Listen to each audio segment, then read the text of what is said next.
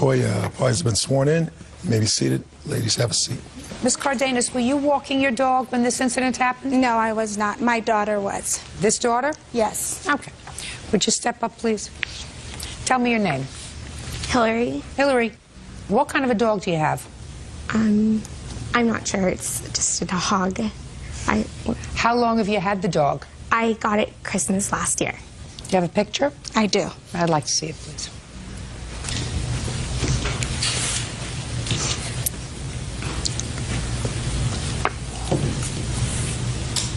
Sweet looking, small. Small. Hillary, so you were walking your dog, and when did this happen? It was on April the 19th. And are the Montoya's neighbors of yours? Yes. And they have a dog? Yes. Had you seen their dog before? Miss Montoya, No. put your papers down. You'd never seen their dog before? No. Tell me what happened when you were walking your dog. Their dog was out by their yard, and I was walking with my dog on the other side of the street, and their dog came up and sniffed my dog and then just started biting his neck. And What kind of a dog do they have? A pit bull. Is that right? Yes. How old is your pit bull? About 7 years old. And you had vet bills, according to your complaints, of approximately $1,400. Yes. Can I see the vet bills and whatever other evidence you have, please? Here are pictures of the dog's injuries. What happened when the dog came up and started to gnaw at your dog? One of the neighbors was trying to hit it with a shovel, and everyone was telling the dog to get off, but it just wouldn't get off, and then finally it just let go. How's he now? Pretty good. Okay? How long was he in the vet?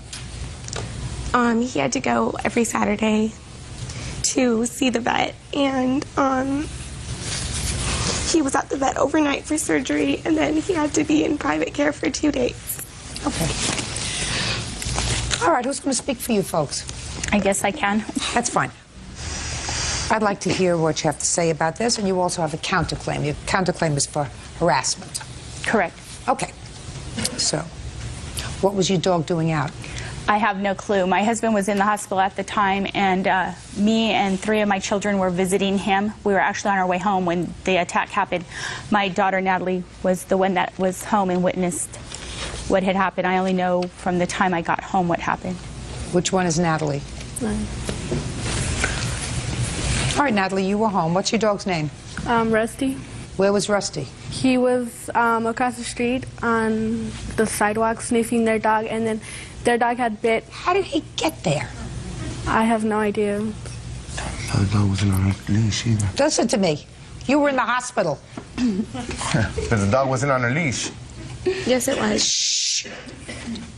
You were in the hospital. I know that. Good.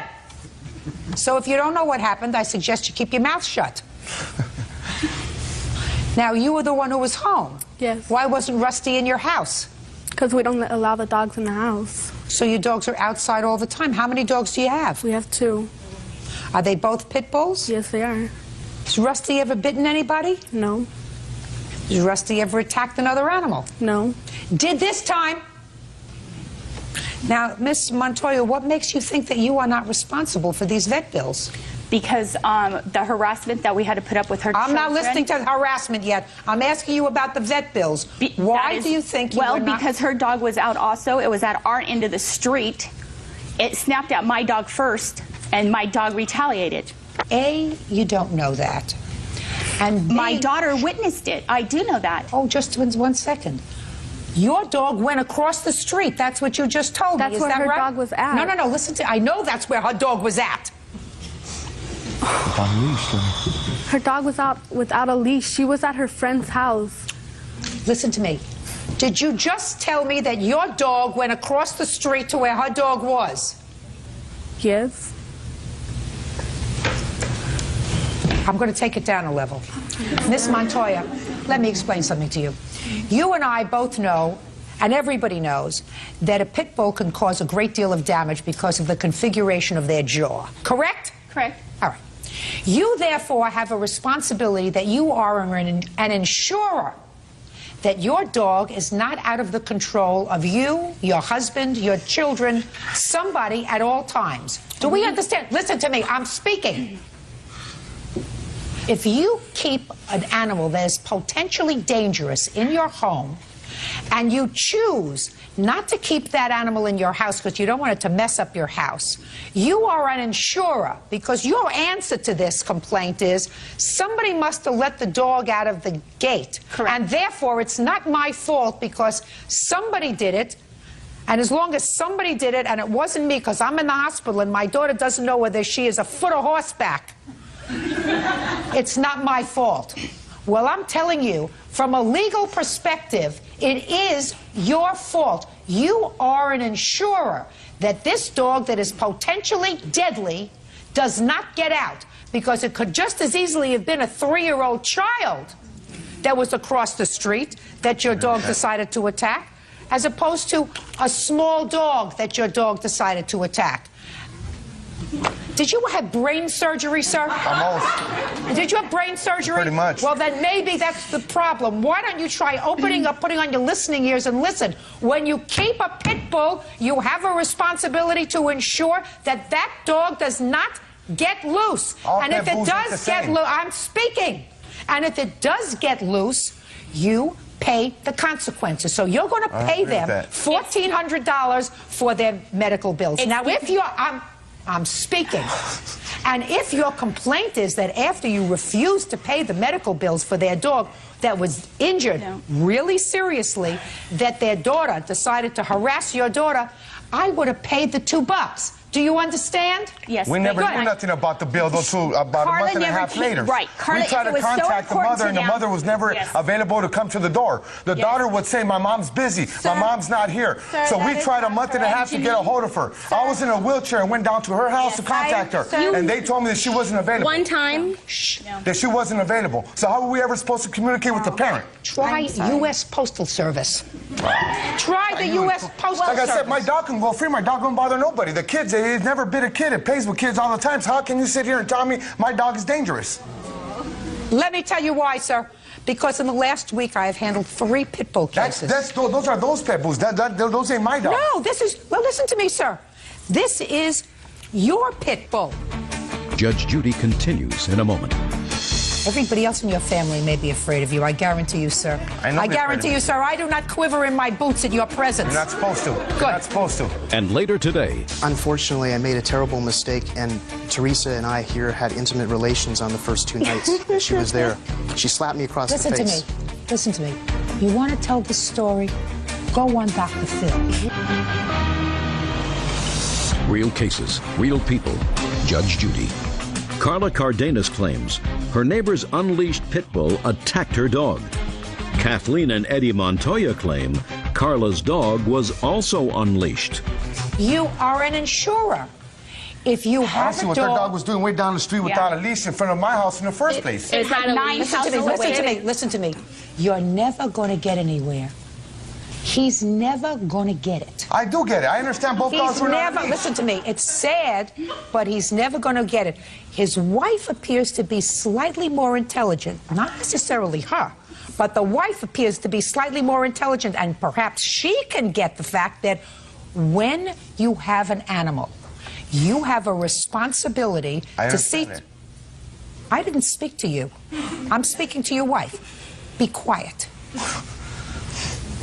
Everybody else in your family may be afraid of you. I guarantee you, sir. I guarantee you, sir, I do not quiver in my boots at your presence. You're not supposed to. Good. You're not supposed to.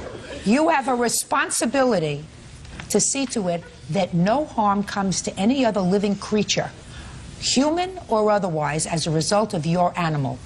And you chose to leave your dog outside. A small child may have come by and opened up the gate, may have unhooked the lock. That's possible. That's not an act of God. That's something that you are responsible for. And between you paying the $1,400 for the vet bill and them paying $1,400 for the vet bill, the responsibility is yours. Judgment for the plaintiff in the amount of $1,400. And I assume that if you had taken care of this responsibility immediately, there wouldn't have been any harassment that resulted. So your counterclaim Harassment dismissed. started before we got the paperwork. Out. Parties are excused. You may step out. That little dog snapped at my dog just getting aggressive. Say if somebody punched you in the face, you're gonna punch him back, right? I'm glad, because my dog was really badly hurt. Her kids come by flipping us off and flipping off the neighbors and, you know, a bunch of nonsense, chaos. Every time the dad would see me walking down the street, he would tell his daughter to go beat me up, and I'd always just try to walk away. They were telling us to hit them, so we ended up hitting them. They were all up in our face and stuff, so we're going to do what we had to do. It wasn't just over my dog. It was over a lot of things. My daughters have been in fights with other neighborhood children, and her oldest daughter, they physically fought, and it's just a mess. And now the next case. All parties in the matter of Hirsch versus Wirtz, turn up. Step forward. Writer Randy Hirsch is suing his ex-roommates, art director Teresa Wirtz and student Krista Turner for vandalizing their home by writing on the walls with crayons. Randy also claims the women slandered him. Mr. Hirsch, you rented a house. You were going through what I gather was an acrimonious divorce. Mm-hmm. You ended up in the house alone. Why are you smiling? That's not a happy thing. No. Acrimonious divorce is not a happy thing. And you decided to rent rooms to sort of make up the rent. You rented the rooms to these two young ladies at different times. I assume you didn't know each other?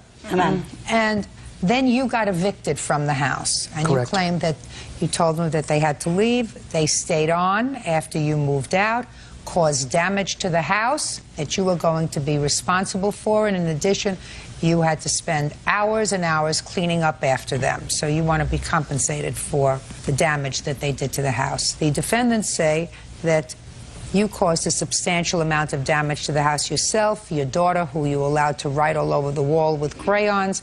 They do acknowledge, however, which is to their credit, that they were really angry with you for what they perceived as scamming them. And when they did stay on, they did cause a little damage by writing on walls and maybe doing a couple of other little things.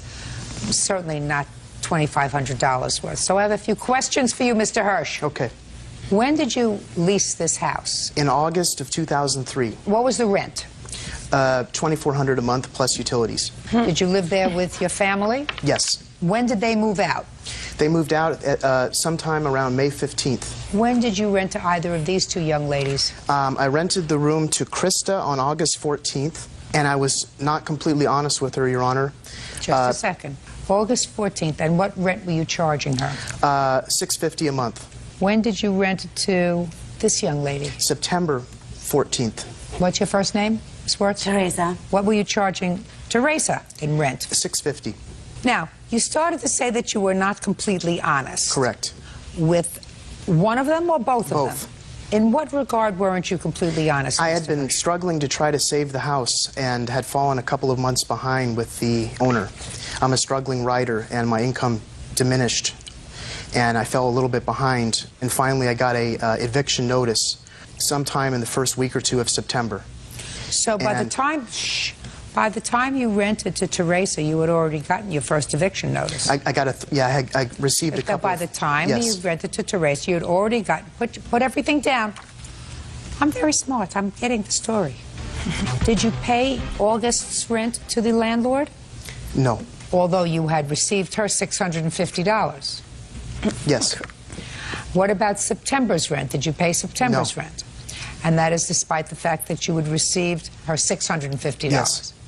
Did either young lady give you any security deposit? No. Yes. How much did you give him? By August 15th, I had given him $1,600, which was to pay for rent until November 15th. Is that correct, sir? Yes. How much of that did you return to her? Zero. When I moved out, I owed her $650, and the day that I moved out, I offered her a check for $600, and she threw it on the ground. Now, how did you find out that he was evicted? By him on September 20th letting me know that we were going to be evicted on September 30th. And how did you find out, Teresa, that you were going to be evicted? The same way. And when did you move out, Mr. Hirsch? I moved out on the 24th of September with all my stuff. Stuff that he had rented to us. Like we were using the couch, we were using the TV, we were using all the facilities there, and he got up and left. It was including the utilities. He moved out shut off without letting us know, and so we stayed there. Mr. Hirsch, What would you like me to do for you today, sir? When I had a very expensive entertainment system, Your Honor, and unfortunately I made a terrible mistake, and Teresa and I here had intimate relations on the first 2 nights. that she was there. On the 3rd night, my daughter came for visitation. I only have her on the weekends. She was criticizing the way I was raising my daughter. I told her to mind her own business. She's never been married. She doesn't have kids of her own. She slapped me across the face. Listen to me. Listen to me. You want to tell this story? Go on Dr. Phil. I asked you a simple question. Okay. I said, what do you want me? I'm a judge. I'm not a therapist. You want a therapist? Go hire a therapist. What do you want me, the judge, to do for you today? They completely covered every wall in the house with graffiti. Yes. I got the bill from the repairman and the handyman. The actual bill is $3,800. Yes. And then last night I spoke with the handyman, and he says, and also the owner, that they forgot to include the stolen drapes of $600 in this bill. The drapes were also stolen. Just a second. Did anybody steal any drapes? No, ma'am. We actually have... The drapes were stolen. Mr. Hirsch, I'm going to tell you that I think that you have real chutzpah. You defraud these 2 young ladies by taking their money, knowing full well that you are not using their money towards rent. And then when they and they acknowledge that they behave badly, you say, they can't do that to me. They can't stick me with a bill from the landlord. Do I look as if I need any help from you? So there's an old doctrine, sir, and that is the doctrine of clean hands.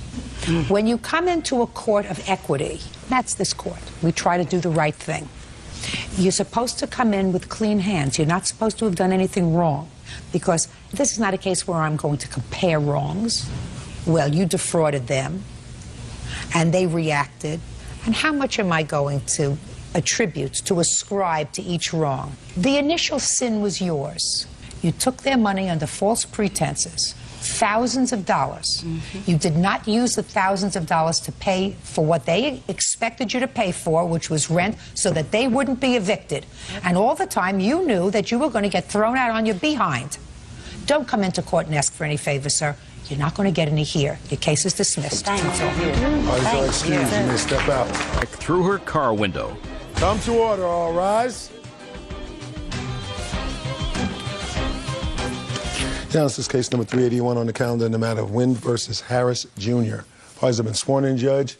You may be seated. Ma'am, have a seat, please. Miss Wind, you and the defendant have a child together. You are no longer a couple, but it is your claim that while you were a couple, Mr. Harris found himself in the unfortunate position of being incarcerated. You bailed him out with a promise that he would pay you back. He paid some back, the bail money, but he still owes you some of that money. He stopped paying you as soon as you separated. And then you claim that he has not been able to handle the separation appropriately and has vandalized your car on 2 occasions. You want him to pay for the windows and the damage to the car. Mr. Harris, while he acknowledges that you did in fact bail him out of prison, you told him that it was a gift, that he need not pay you back, and that he has no clue as to what you're talking about with regard to the vandalizing of your cars, and the police lacked sufficient evidence to charge him, therefore he is not guilty. Is that right, Mr. Harris? Somewhat, to a certain extent. So, a couple of questions for you. When was your child born? December 9th, 2001. Boy or a girl? A girl. Do you visit with the child? I have 57% custody over her, 43%. Okay. So she spends a great deal of time with you. Correct. I think she's just jealous of me and my daughter's bond because... Listen to me. Not Montel.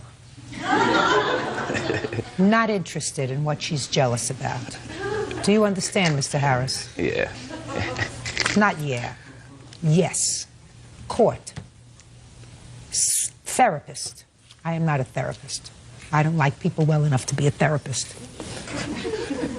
So you have your daughter 57% of the time. And I recently had to call CPS on Miss Wynn because my daughter comes up with marks on her eyes last week. You're not listening to me. You think that anybody's listening to you? I'm not listening to a word you're saying. When I start to speak, you stop. We understand that?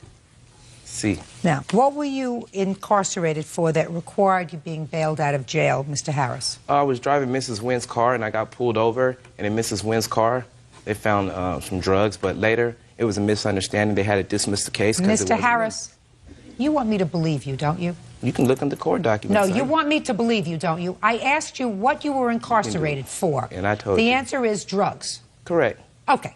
Now, is this the first time you were arrested for drugs? No, in my prior days, I used to get down a little jiggy. The answer is no. I used to get down like Jay-Z. Just the answer is no. You don't want to appear foolish. Mr. Harris, I can guarantee you, sir, don't be a smart aleck with me because I can make you look very, very foolish. I just want to be reasonable and fair with you. I've read the documents you gave me. I've listened to you. Why don't you just try to help yourself by not being a wise guy? Try to help yourself if you can. I don't find you attractive.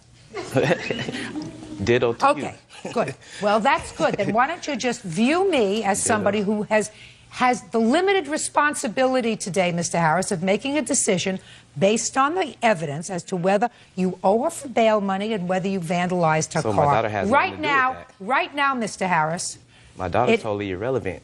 Your daughter in this particular court. In this particular court, your daughter's situation is irrelevant. The only thing that's relevant here, Mr. Harris, are two things. Whether you owe her for bail and whether you vandalized her cars. Correct. That's it. Correct. Good. Now, how much was your bail? 30, I don't know. You have to ask her if she did it. How much was his bail? Well, see, I went to court for him. How much was his bail? $75,000. And how much did you post? First, we posted 23, and then I posted personally 3,200. All I want to know is you personally. 3,200. You have proof of that? Yes, I do. I'd like to see it, please.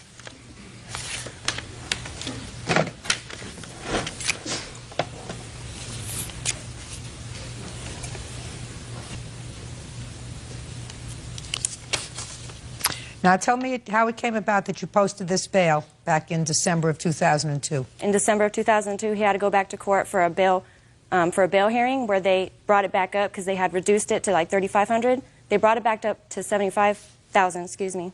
And I wasn't there. But his lawyer called me at home and told me that the bail was raised and that he was incarcerated again and that I would have to be the one to get him out. Do you recall what the charge was in December of 2002? It was because of his priors, that they had overlooked that the first time he went to court for the bail reduction hearing. So they overlooked that, so they brought it back into court in December, and that was around the holidays, and my daughter was around 1 then. So I bailed him out with my credit card. His lawyer even picked me up from my house and brought me to the bail bondsman where I used my credit card and bailed him out. And then he brought me to the car that he was driving that day when he went to court, and I took the car home and everything. Okay. Now, sweet one, too. This one. You see, Mr. Harris, one of the things that I have to determine when I finish this bail portion of the case is whether or not you have a violent nature, whether you can control yourself, or whether there is truth to the allegation that you vandalized her car. Right now, what you're doing is suggesting to me that you lack the capacity to control yourself. So far, I don't hear, madam, that you made an arrangement with Mr. Harris for this bail to be a loan. Okay, even though it was always understood that he was going to pay me back. It may have been understood. Understood isn't a contract. Okay, yeah. Understood means that you understood it. But when his lawyer called you, his lawyer cannot make a contract with you. His lawyer? Only he can make a contract with you. He did. Well, then let me hear. Here's a tape record. I recorded one of our conversations. Where's the money you owe me? Where's the money you owe me for your bail bond? I'm gonna pretty much need it because you're gonna throw me in jail. I might as well keep it, right? You know what? You told me you would pay me for your stinking bail bond. Cheryl, I know you for a fact, and that's not you. You know what? You told me you would pay me back. I will pay you back, and I told you that. I'm not gonna pay for your bail bond. I'm never gonna pay for your again. I paid for your for 2 years. I didn't say that. Did I say that, baby? Listen to me. No. Is there anything else there about the bail? Okay. How much did he pay you back? He's paid me about $700 since. How has he paid it? In check, cash? Yeah, usually he'll give me like a money order. He would give me money once in a while. Show me. Like money orders? He would keep the receipts. How much money did you give her back? She says $700. Yeah, I never gave her no money for bail because I never had a control over her bailing me out. I never asked her to bail me out. So that your statement is, Mr. Harris, that you never gave her any money back. She says you gave her $700. No, I never gave her no money for that. You're correct. She told me it was a gift for being a great father. Just answer my question, Mr. Harris. Don't you understand? My mouth is moving again. So what you're saying is you gave her back no money towards the $3,200 in bail. Is that what you're saying? Yes. Good. Good. Then you owe her $3,200 because that's what you said. That's what you said on the tape, that you owed her for the bail. Now, let's get to the damage to the car. Your car was damaged on 2 separate occasions. Right.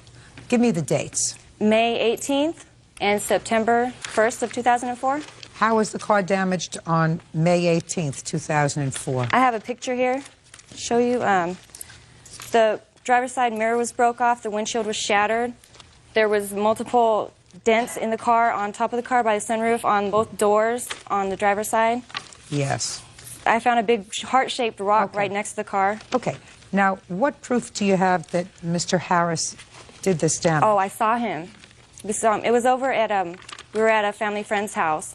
And after I noticed that it happened, my sister was with me. She saw it, and she ran back into the house. And then they all came outside, and while I was standing there looking at the car, he came by in our Lexus. And So you didn't see him do it? Yes. So you didn't see him? He came by. Listen to me. So you didn't see him do it? I didn't see him. I saw him come down the street with his lights off and come down and come back around, and he rolled his window down and threw something else at me while I was out there with all my friends. So you didn't see him do this. Now, on September 1st, how was your car damaged? There was a big hole in the back window of my mom's car. The rock was inside, and there was like a cigarette butt. Not the butt, but the regular end. And it reeked of gasoline. I wasn't there when it happened, but the people that did see it happen. Where were you at? Mr. Harris. Where were you at, Miss Wynn? Tell them where you were Harris. The people that... Mr. Harris, just a second. Yes. Mr. Harris, how old are you, You should know where I was at. I'm 28. Where are your parents? My parents? Yeah, They're probably at their home. You have a mother who's alive? Yes, ma'am. Father, Where does too. she live? I'm speaking. Where does she live? That's personal. I don't want to tell that on camera. In what state does she live? That's personal, too. I don't want to put that on camera. Fine. Listen to me, Mr. Harris. There is a very strong probability, sir. Mm-hmm. Bird, would you go over and take those papers away from him? Because I'm talking to him. Well, I'm looking for this paper. There you go. Thanks. You're welcome, boss. There's a very strong probability that even though you don't wish to divulge and I don't wish to press it where your parents live, that they're going to be watching you. I feel sorry for them because you're acting like such a fool, sir. I really do. The only thing that I can say in your favor is I've read the report, and the report seems to indicate that you're trying to be a good father to your daughter, which suggests to me that at least part of you is a salvageable human being. But you are such a wise guy, and you're so used to getting over, and you're so used to acting like a fool that you can't even control yourself in court, which is probably one of the reasons why you're in court and in trouble so often. Judge Judy continues in a moment. And later today... She paid you for a month's rent on September 7th. No, ma'am. Shh. Listen to me. So far, you're not losing. You have to listen. Listen. Open up your ears. Put on your listening ears, okay? Real cases, real people. Judge Judy. Cheryl Wynn claims ex-boyfriend Arthur Harris Jr. owes for bail money after he was arrested for the possession of drugs. Cheryl also claims Arthur vandalized her car on 2 separate occasions. I don't have to, Ms. Wynn, go into the 2 incidents with the car. There is probably very little issue that he was responsible for the damage to your car. But you are suing him, and the total amount that you are suing him for is $3,100. Now, you claim the bail was $3,200, which is supported by the evidence, but you say that he paid you back $700. Mr. Harris, because he's such a wise guy, has sworn under oath that he paid you back nothing. I don't think that you are responsible for his bail, and I don't think that even at that time you were dumb enough to say, I'm posting your bail because you're such a great father. Be that as it may, I have a tape that I believe where he said that he owes you this money. And since he swore under oath that he didn't pay you back the $700, even though you say he did, I'm entering a judgment in your favor for exactly what you are requesting, which is $3,100, which more than covers the damage to your cars. Do we understand each other? Yes, we do. And maybe Mr. Harris will learn that it's not always a good idea to be a wise guy, especially in court. That's all. Step out. All these are excused. You may step out. Goodbye, Miss Wynn. She's mad because for 2 years, I took her money. I took all of her money for 2 years and bought 3 homes with it. I'm family, take care of the baby, take care of the house, go to school, make money. Then when I got tired of her, I dumped her on her butt. And then he just does whatever he wants. I'm in jail. I can't make her call me. He can't even talk to me like a real person. He has to always talk down on me. So if she wants to bail me out, she's just doing her job. What she's trained to do. That's why he's having such a hard time letting me go. She's really crazy, so it ain't nothing. I pray to God that he grows up for the sake of our child. And now the next case. All parties in the matter of Joyce versus Morales. Step forward. 25-year-old wholesale account manager Marlena Joyce is suing her ex-roommate, 22-year-old mortgage assistant Rachel Morales, for unpaid rent and for damages she caused to their apartment. Rachel says she moved out because Marlena's boyfriend moved in. Miss Joyce, you and a friend decided to move to San Diego, not this person, and you leased an apartment with this friend. Shortly after you leased the apartment in September, the friend decided to move home, leaving you with the apartment. You found the defendant, and she said she also needed a place to live. You agreed that she would move in practically immediately. Mm-hmm. On what date did your friend move home? Did he move back? Yes. August. No exact date. I don't remember the date. So in September, you had to come up with rent. Mm-hmm. And what date did Miss Morales move in? First week of September? September 7th, actually, due to the fact she had a house guest already there. You moved in September 7th. Mm-hmm. But she had all her stuff in before he moved. That's why before I he paid came you to the visit. rent for it. Shh, don't fight with each other. Sorry. You moved in September 7th, and you paid rent. I gave her the check on September 1st because I had movers bring my belongings already. How much did you give her? $725 total. And that was your agreement? Mm-hmm. And you moved out on October 7th. My physical belongings, October 7th, yes. I stayed, after our argument, I left that night and never returned. But because my stuff was there, I felt I owed her those 2 days. You left on October 7th. Yes, ma'am. Is that correct?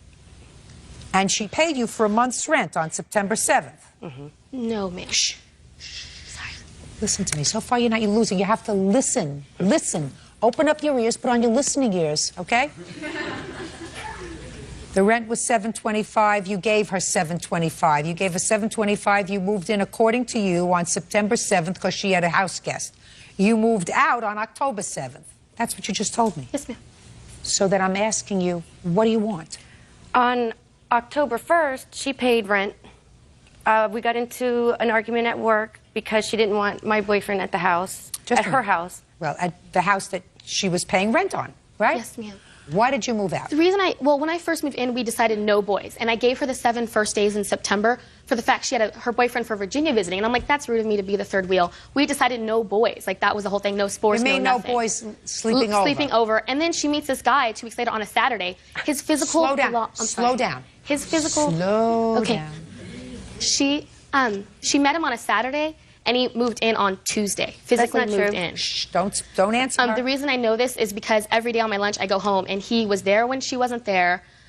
I would go home my lunch, and he was there. The boyfriend sort of moved in. Yes, and I physically saw him moving his stuff in, doing laundry that day. And I'm like... Okay. Yeah. Now, was the argument that you had with her, Miss Joyce, over the boyfriend? That's what you said? Yeah. And she said to you, I don't want to share my house with... And I told her, you haven't given me a penny for the deposit. Your name is not on the lease. Until I see anything for the deposit, this is not your house. Okay. You're staying... All right, got it, Miss Joyce, I got it. Now, I'm asking you, Miss Joyce, she was there for a month. She paid you for a month. What are you suing her for? She moved out without giving me a 30-day notice. She doesn't have to give you a 30-day notice. You breached your agreement with her. She doesn't have to give you 30-day notice, period. You breached your agreement with her. Your agreement with her was that the two of you were going to be sharing this apartment together. You moved in a third party who was not paying rent. No, nobody moved in. Next. Nobody moved in. Listen to me. Next. What are you suing her for? Damages her dog did to my carpet. Well, did you have a dog? Yes, I did. Did you have a dog? Yeah, she's in dog care, though. Just a second. You had a dog and she had a dog. So what you're talking about is some dog peeing on the carpet. Is that right? You have scientific proof to establish to my satisfaction, Miss Joyce, that it was Her dog and not your dog? We both know it was her dog.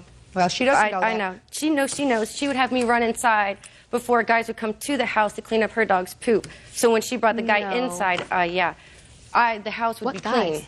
My dog stays in a cage, and he has his puppy pads. Miss Joyce, grow up. It didn't work out. You did the wrong thing. You don't bring a third person into the house and say to your roommate, suck it up. You don't do that, because what you did was say, suck it up. You didn't pay your deposit, therefore, and you're not on the lease, so you can't tell me who to have in my house. She's already paid you $725 for the privilege of being able to say who she wants in her home. Do you understand that? Goodbye. All right, I'll excuse you, miss. Shatara says Cindy should be suing her sister.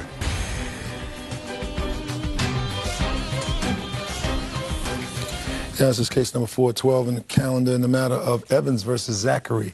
Parties have been sworn in. You may be seated. Miss Evans, sometime last year, according to your complaint, you were in an automobile accident and your car was totaled. Yes, ma'am. And it is your claim that the accident was the fault of the other driver and that the defendant, Miss Zachary, is that other driver. Yes, ma'am.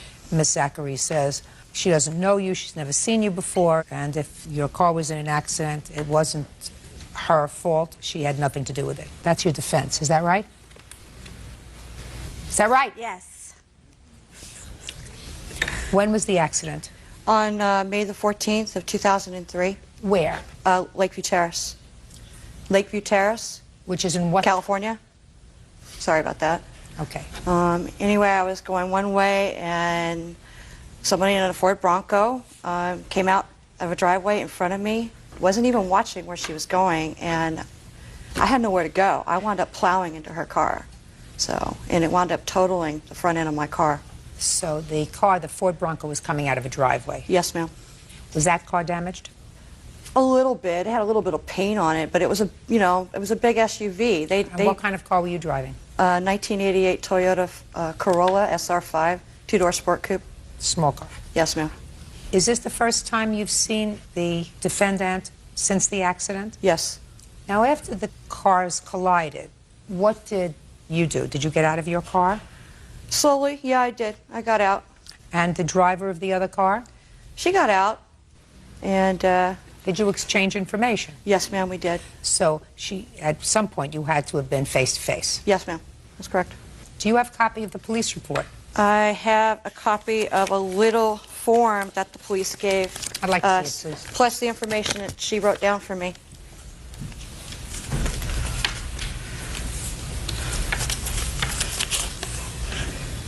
Is what you're telling me that the defendant wrote out her name and her address? Yes, ma'am. So after this happened, tell me your insurance company did what? Well, first of all, I only have liability on my car, which of course I've learned since then, and now I've got uninsured motorist on my car. But they told me to protect me, that they would try to go after her after my explaining how the whole accident happened, and they deemed that it was not my fault. And they did everything they could to try to go after her and contact her, and they were unsuccessful. So they eventually had to close the case. And I kept trying to contact her based on the numbers that I had on the paper that I gave you, and left messages, that type of thing. Never spoke with her. Then I got a call from somebody, a lady, left a message on my voicemail telling me that she had died. It was about a month and a half later. And who had died? The person who claims to be the one who hit my car. First of all, I need to clarify something. It was a different name than what this defendant's going under. What do you mean it was a different name? Oh, well, I have found out that it's not the same person, that the name that was given to me is not the same person that's in this room. Well, what is your first name? Shatara. Shatara. And S-T-A-R-W-I-S-H-I, Eddington. Who is that? That's my sister. Bert, I'd like you to take a piece of paper, hand the defendant a pencil and a paper for me, would you please?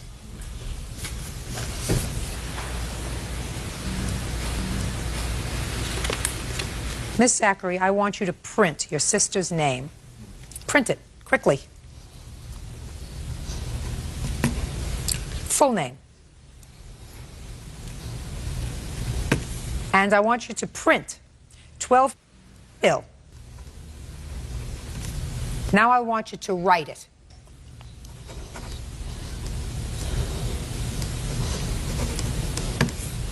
And her address. Bill.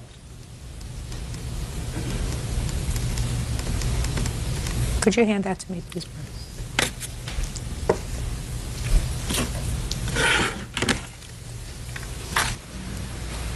Thank you.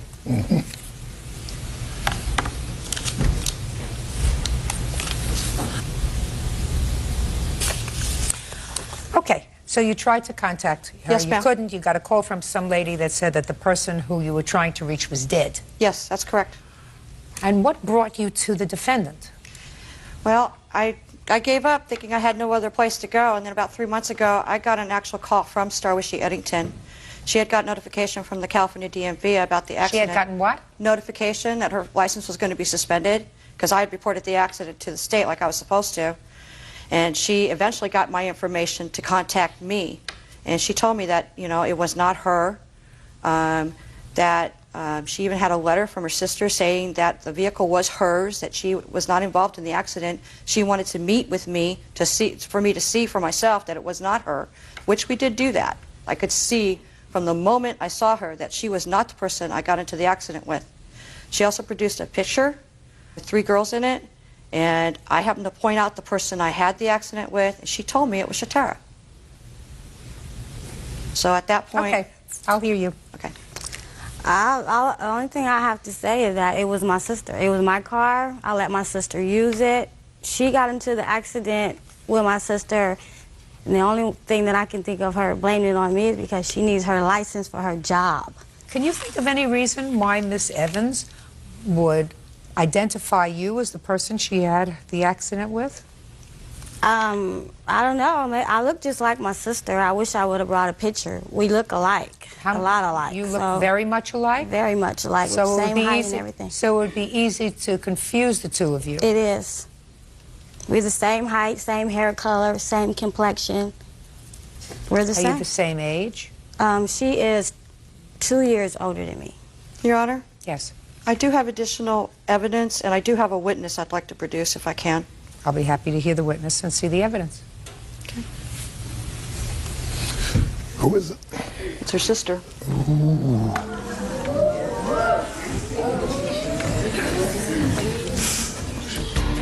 Judge Judy continues in a moment. I think that they're both scammers. But I know, I remember who the person I saw, Your Honor. I was ticked off. You know, I was getting jacked around. You still are. We're going to try to undo it. Real cases, real people. Judge Judy. Cindy Evans says her car was hit by fellow motorist Shatara Zachary. Shatara claims she's being framed by one of her sisters.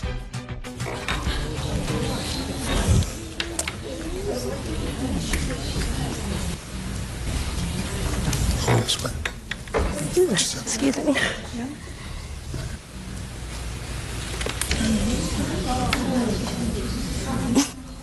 There's a family resemblance, but you don't look exactly alike. What's your name? Starwishy Eddington. Would you have the witness please write down her name? Where do you live, Miss Eddington? Van Nuys. What's your address? 153 apartment. Who lives at Hill? Her mom. My mother. Your mother. Could you write your name, please? Yes. And I want you to write Hill.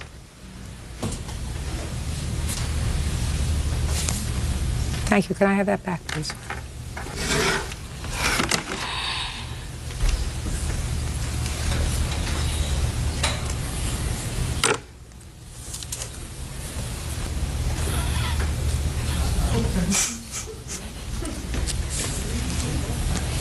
How many sisters do you have?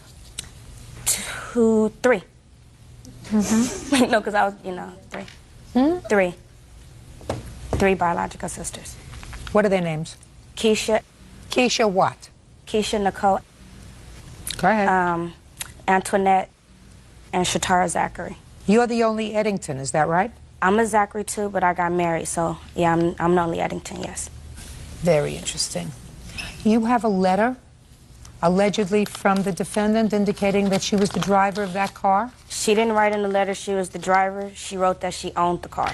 It was my car. I did what she asked me to do. Let me see the letter. You know what I find interesting? Neither one of you can spell the word Eddington as it was written. for the plaintiff. The person who you were in an accident with. Yes, ma'am. Spelled their last name, Edington. Yeah, I'm aware of that, yes. This lady spelled it Edington. One D. Yes, ma'am. This lady spelled her name the same way, Edington. That's very peculiar, wouldn't you say? I don't know. It could be that she might want to throw me off because I used everything I can find to locate her, and I even called directory assistance. I gave them the spelling of her name, and I came up empty. This says, I'm not responsible for the accident because my sister, Starwishi Eddington, was not driving, and I was not driving. That's what she asked me to write. Verbatim. You want to know something, Miss Evans? I don't think either one of these ladies was driving your car. Can I say something? I think that they're both scammers. I do. I think that they know who was driving that car, but it wasn't either one of them. I have one more piece of evidence. Maybe I'm wrong. Show me. It's a picture. It's a picture that Starwishi showed me, and I pointed out the driver, and she told me it was her sister. And she didn't even tell me. 5 years old. But I remember who the person I saw, Your Honor. I'll take a look at the picture. Judge, you know, I have no reason to lie. I would be willing to take a lie detector test if I have to pay. About what? I mean, the whole situation, because I was not driving. Oh, I believe that you weren't driving the car. Miss Eddington, the person who wrote this, I don't think was you. And the person who wrote this, I don't think was her. Can I say one thing about that? That could have been her mother that wrote that down because she was there too at the time. I didn't actually see her write it. Of course you didn't see it. Oh, you got a problem. Who's this? Me. How long ago? We were probably about 6 years ago.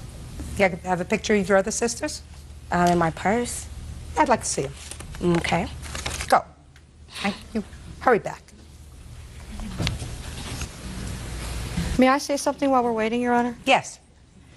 I mean, all I know is that I got into this accident. This person calls me 2 months ago telling me that she's not the person that I thought she was. I mean, as far as I know, I'm talking to a ghost, okay? I mean, I was in shock, you know, because it was over and done with. I met with this person. She showed me the picture. I pointed out the person, and she told me who it was. I know I have not seen this person since the accident or since we walked into this courtroom, but I was ticked off. You know, I was getting jacked around. You still are. We're going to try to undo it. Oh, okay. Now, what was the address of the place where you had this accident? Do you remember where it was? 12 Boulevard. It was right in front of the complex. And that's where your mother lives, is that right? Yes. Now, I want you to tell me who else lives with your mother. My sister. Your sister who? You want to know her name?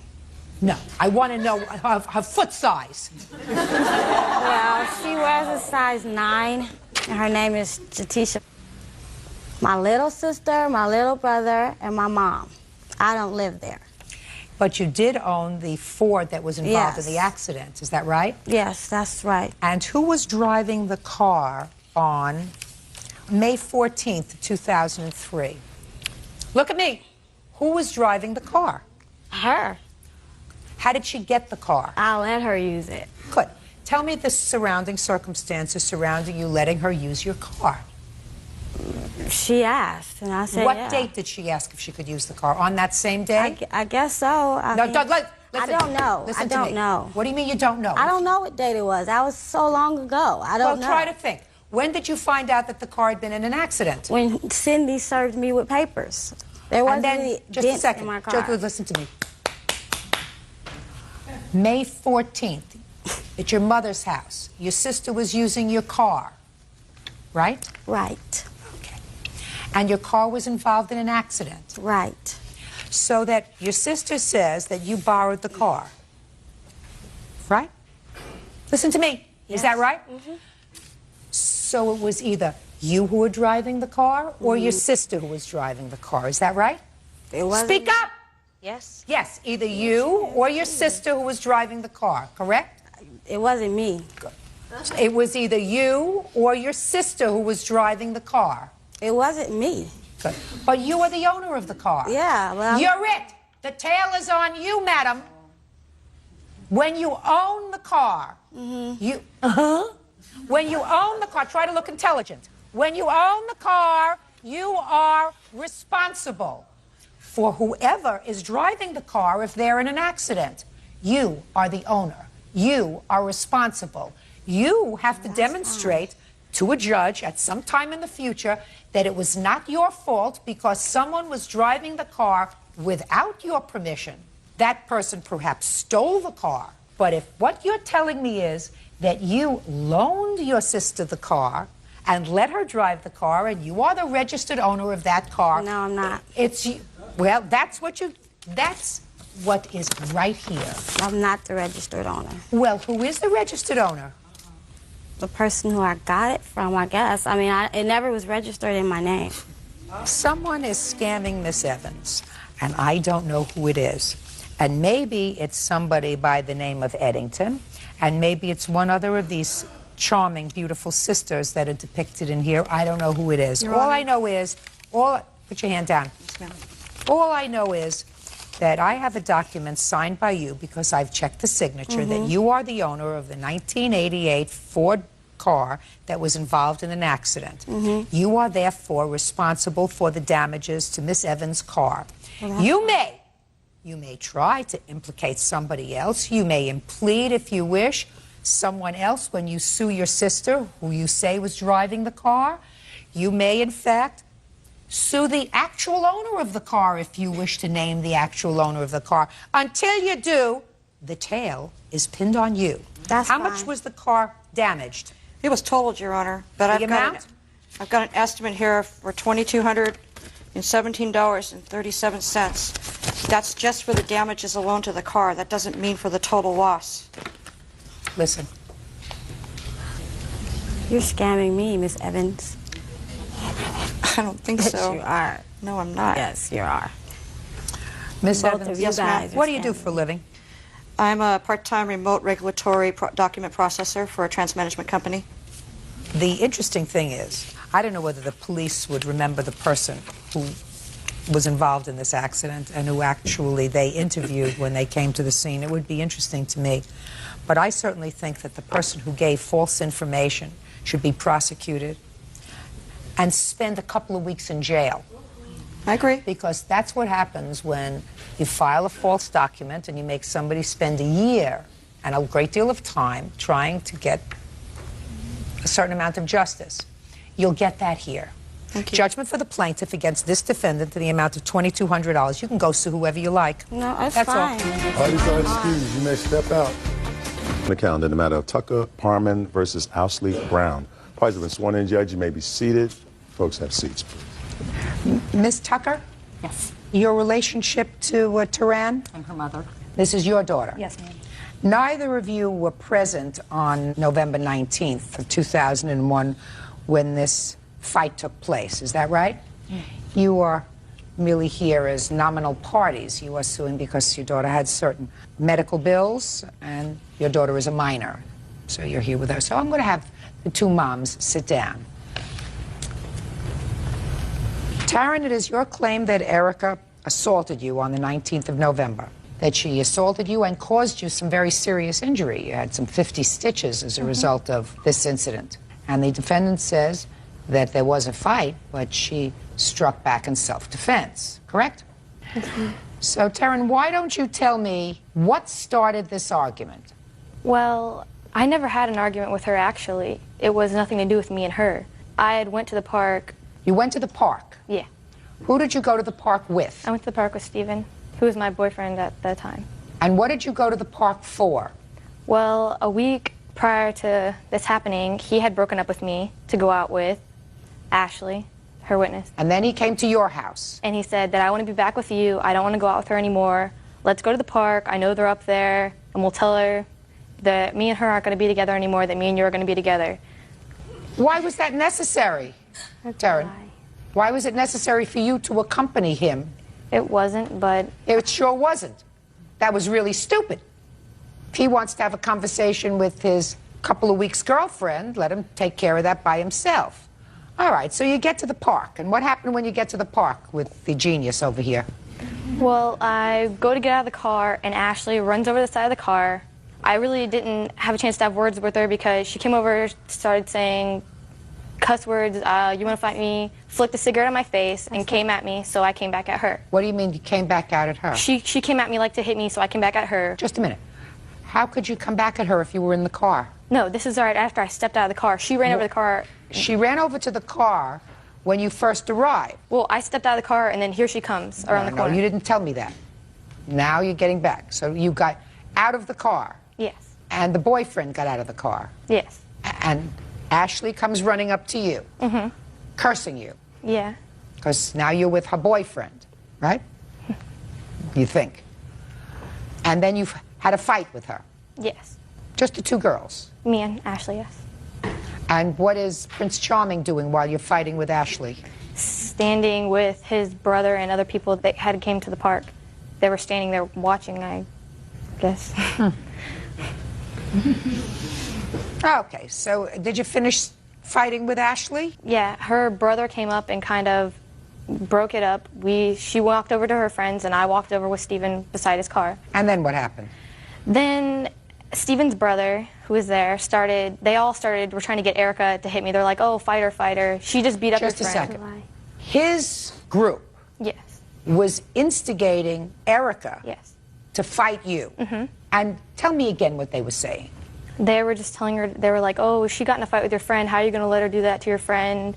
So they wanted your boyfriend, Prince Charming over here, according to you, wanted Erica to beat you up. Yes. And that's after he told you to come to the park with him to tell Ashley that he didn't want to see her anymore. Yes. You following this? Oh, very closely, very closely. All right, so now they're instigating Erica to fight you. Yeah. What happened next? Okay, well, I was standing near Steven's car, and they were all in a group near us. I wanted to leave. I mean, I had said to Steven, I looked over and I'm like, let's leave. When I went to turn back around, she hit me in the side of the face, got me on the ground, got on my back, took my head and slammed it into the concrete. That is a lot. Just a second. Wait 1 second, you're going to have a turn. Okay. And is that when you were injured? Yes. And where were you injured? All around my eye, and I have pictures. I'd like to see them.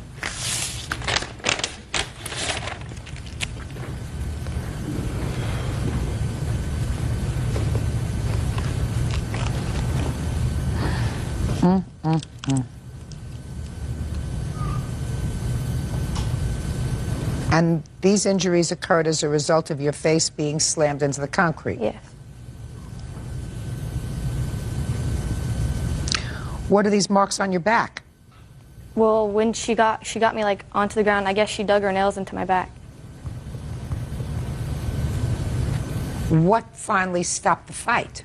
After she did that, I guess she realized what she had done because, I mean, immediately blood started gushing out.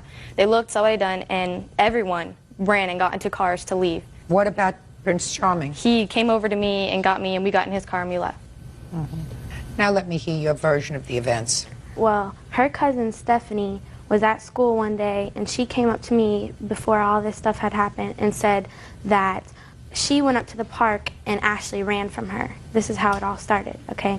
This has to do with later on in I don't the have a story. cousin named Stephanie, but... Don't interrupt her. Well, they said they were cousins. And she said that she ran from her. So I was like, that's not true. My friend wouldn't run from her, you know? I was like, that's lying. I was like, she's lying, you know? She got suspended from school for coming at me. Who did? Her cousin, Stephanie. Well, they said they were cousins. Okay. So she got suspended from school? Yeah. And this was before this happened? Yeah. Okay. Now, what happened on the 19th? Steven and Ashley were at the park. They got into a fight. He said, oh, well, I'm going to get Taryn because Ashley broke up with him. So he was at the park first, before he went to pick up Yeah, Taryn. we were all at the park without her there. Okay. And they had an argument. These two people had an argument. And she broke up with him. So he was like, oh, well, I'm going to get Taryn, you know. She's going to whoop your butt when I get back. So she picks Taryn up. Taryn gets out of the car. Oh, so you're the little twit that Steven's going out with. And she's like, yeah, you know what? And Taryn was like, oh, well, you know, calling her names, calling her a B, you know, saying dirty cuss words to her.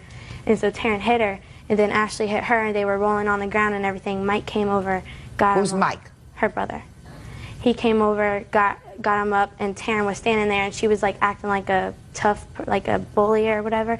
And so Taryn comes over to me. She's like, oh, so who's the one that got my cousin suspended from school? She's like, Erica, like that. And I was like, yeah, that's me. She's like, oh, well, I guess I'm going to have to fight for my cousin.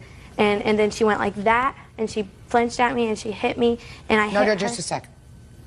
She flinched at you. Yeah. Make sure you tell me, listen to me. Make sure you tell me everything that happened. Don't embellish it to make it sound better, because I'm a truth machine. I know. Do you understand? Real cases, real people. Judge Judy.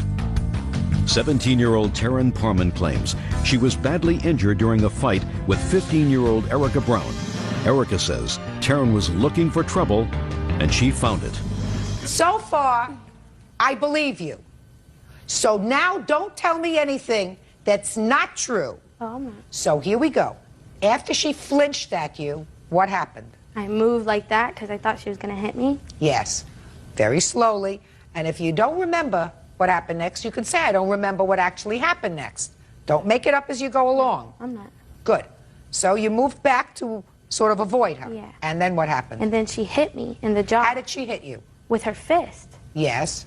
She punched me in the jaw. And so I was like, and I hit her, and then she fell to the ground on her back. I didn't scratch her. The gravel, it was gravel. It wasn't concrete. The gravel scratched up her back. That was it. Because she had a very hurt knee, and her knee was all tore up and everything. Okay, so she fell on her back. Right. She was getting up like she was going to come at me. She grabbed my hair. I grabbed her hair. I banged her head into the ground. Then after that, it was like she got up and she just got into the car. She didn't say nothing to nobody. She didn't say anything. She just got up, got into the car. Steven got in. They left. That was it. So what you're telling me is she hit you first. Yes. And you retaliated. Okay. Now I want you to tell me about this cousin, Stephanie. I don't have a cousin named Stephanie. I said in quotes, cousin, friend, whatever. It's a girl that I used to know in middle school who moved away for 4 years and just moved back. Yes. I don't hang out with her. Yes. I know who she is. We talk at school occasionally when I went to school. And I want you to tell me about this discussion that you had with the defendant, even though it was a short discussion, about Stephanie. We never said anything to each other. At the park that day, we never said a word to each other. So then you're telling me she just came on and assaulted you? Denny, Steven's brother, and all of them were saying, oh, beat her, you know, beat her up, beat her up, beat her up. I went to turn around and she hit me. I never touched her. She hit me, she got me on the ground. Steven was there, She smacked he my head knows. into the ground. Just a second. Stephen, you think I would have believed a thing that he tells me? This idiot? Stand up here, Stephen. I mean, I can't resist this one. You had a fight with Ashley at the park. Yes, ma'am. And after you had a fight with Ashley at the park, you went to her house. Yes, ma'am. And you said, we're going to go to the park now, Yes, ma'am. where the other people are sort of hanging around, because we're bored today, so maybe we can create a fight. Right? No, ma'am. I wasn't Well, what thinking did you go there for with her? to talk to Ashley and let her know that I'm going to be back with Taryn. You're lying. No, ma'am, I'm not. Yes, you are. What was the reason for getting her involved with Ashley? I didn't know that Ashley was going to run up to the car and start a fight. Well, you had had a fight with Ashley before you left the park. It wasn't really a fight. It was really a fight. It was an argument, which is why you went to her house. It was really an argument. She may not have hit you and you may not have hit her, but you had an argument. That's why you went to her house. During the whole time that him and her had been going out, I had been talking to Ashley on the phone, so I never thought a conflict would. I had been talking to her. I told her that he was cheating on her. He was cheating on her the whole time he was with her. I talked to her on the phone every single day. She called me. How old are you? 17. You should be smarter at 17. I don't expect you to be fully cooked, but you shouldn't be an idiot. You went there looking for trouble, along with him. He especially knew that there was going to be trouble, and that he and his relatives egged a fight, egged her on to fight with you. Doesn't that say something about him? That he's a moron? Yeah. And you're a moron for being there. For that, you don't get rewarded. You got injured? Did you call the police? Yes. And was she arrested? Yes, she was. Was the charge dismissed? Yes, it was. Why? They never told me. Self-defense. She didn't even file a police report. If I had hit her, why didn't she file a report? I have it right here. Shh, just a second. Maybe she did. Self-defense. You went there looking for trouble, but for the fact that you went there with this idiot, there wouldn't have been a fight. And the two of you went there looking for trouble. And he knew that because he knew that there were two different factions there. And Mr. Idiot over here stood by while his two girlfriends fought. Isn't that what you told me? What is he doing sitting on your side of the table? Because he was there. Is he still your boyfriend? No. Shh. Thank God for small favors. Anyway, you went there looking for trouble. You found it. Pay your own medical bills. Case is dismissed. That's all. Parties are excused. You may step out. Thank you, Judge Judy. Taryn's a troublemaker, and she went looking for trouble, and she found it. Jealousy, over girls being girls. Look at me and look at her. Nobody likes her. She's not a liked person. And now the next case. All parties in the matter of Busby versus Landfear. Step forward, please. 27-year-old telemarketer Larry Busby is suing 40-year-old tattoo artist Bill Lamphere for the cost of a tattoo and for the cost of its removal. Mr. Busby, do not get too comfortable, sir. This case is not going to take that long. Okay. According to your complaint, you went to the defendant to have a tattoo put on your arm of your girlfriend. Correct. He put the tattoo on your arm. According to you, it was a terrible job. You went someplace else and had the other arm tattooed, same girlfriend. Is that right? Yes. You want the defendant to pay not only what you paid him to tattoo your arm because you didn't like the job, but you want him to pay the cost of having the tattoo surgically removed. Yes, that's correct. Is that right? Yes, ma'am. Step up, sir. Let me see the tattoo that the defendant put on your arm. This is it right here. Okay. Now let me see the tattoo that, and her name is Silly? No, that's just what I call her. It's like a nickname. And both tattoo artists, they use the same. Don't speak to me, just show me. Okay. And there's Silly Girl. Right. Okay, so we have one silly. Now let me see the other one. One silly and one silly girl. Right. Right? Yes. Step back, sir. Tattooing, excuse me, Mr. Lamphere, I think it's the most ridiculous thing I ever heard of. All right, people. I make a good living at it. I understand that, especially if somebody tattoos a picture of a girlfriend or a girlfriend's name on an arm. I mean, marriages don't last. 50% of people get divorced first time, 40% the second time. They put the names of the girlfriend. They all want to have it taken off. The second wife doesn't like the first wife's name staring at her in the middle of the night, you know. Well, that's stupidity. Not only didn't you put a name, you put a whole picture on there. And not everything is the same. It's an art form. It's not going to be exactly a picture. It's going to be a rendition of a picture. Even if you stay together, she's going to get older. And your skin is going to change. Do you know what happens to your skin sometime? As you get older, Mr. Busby, what happens is the skin gets a little flabby. So her face may not change, but your arm is going to get a little droopy. And believe me, sir, 20 years from now, those pictures are going to look very, very different on your arm. Well, ma'am, if I can just explain that the fact I wanted a tattoo of the way she looks now, I understand, you know, she's going to age and things are going to look different, but I want something and the way your she arm looks is going to now. age, sir. Right, I understand that, ma'am. The main point is that I took this picture right here that I had blown up, this picture right here, to both tattoo artists, okay? I understand there's a certain amount of freedom that each artist has for their artistic freedom. And I can even point out in this tattoo right here that, you know, it's a different necklace. The hair's got a few different waves in it, you know, and I'm not trying to be like a complete perfectionist. Like the nose is a little too big there, but that's not a big deal. I'm not like that strict about being perfection. But I mean, like these two, it's no resemblance at all to her. I carried in a stack of photographs like this. Mr. Busby, sometimes you go get your hair done. You go to a very, very famous hairdresser, and they color your hair, if one does that, and they cut your hair, and it comes out terrible. You hate it. You don't go back to them. You don't go back. This is a very subjective thing you have on your arm, sir. But I made it clear to him that I wanted, I guess why I had so many different pictures, I wanted to have a strong resemblance to her. And this tattoo does not resemble her at all. It looks like Linda Blair from The Exorcist. I went in there, I told him, I said, this is my girlfriend. It doesn't look like Linda Blair. It looks lovely. And maybe if this relationship doesn't work out, you'll find somebody who more closely resembles your right arm. Now, If you go to a tattoo artist who is not taking the photograph, it's a rendition, it's a picture of somebody. Why somebody would want to have that done, I have no clue to begin with. It's not a photograph. It's a picture. It's his sense of what it is. And maybe he's a lousy tattoo artist. But you don't sue for that, sir. And I certainly, after I had one experience that didn't turn out the way I liked it, wouldn't have gone to somebody else and had the other arm tattooed. Oh. To make a long story short, sir, you now have 2 tattoos. If you want to have one taken off, take it off. He's not paying for it. You understand? Goodbye. Parties are excused. Parties have been sworn in, Judge. You may be seated. Ma'am, have a seat, please.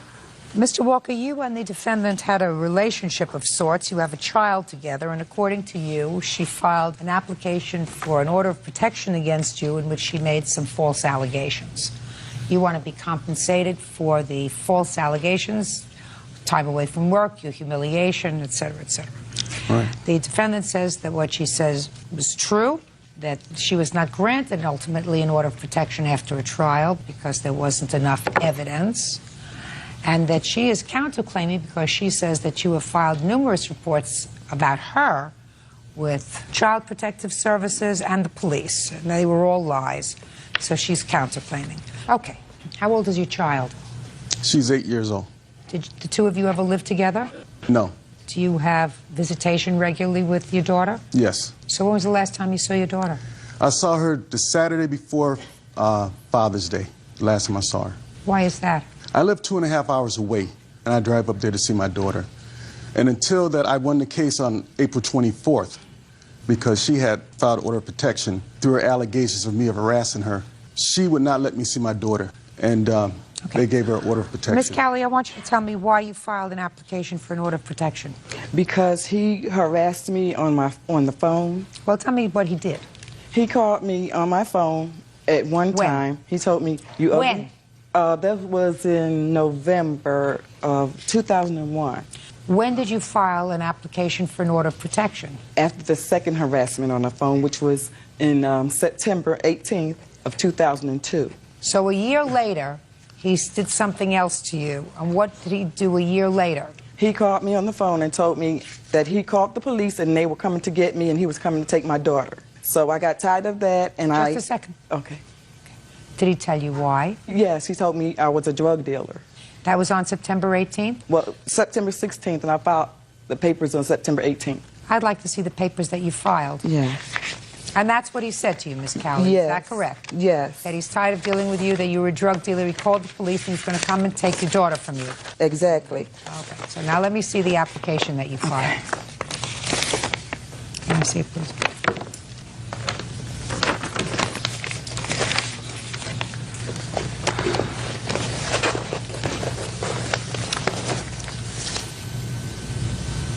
It doesn't say anything about that in your application for an order of protection, Miss Cowley.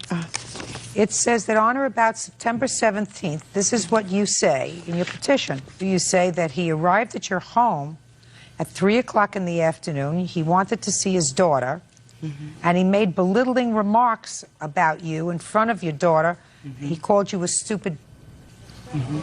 You didn't say that just now. You told me a different story. You told me he called you on the phone.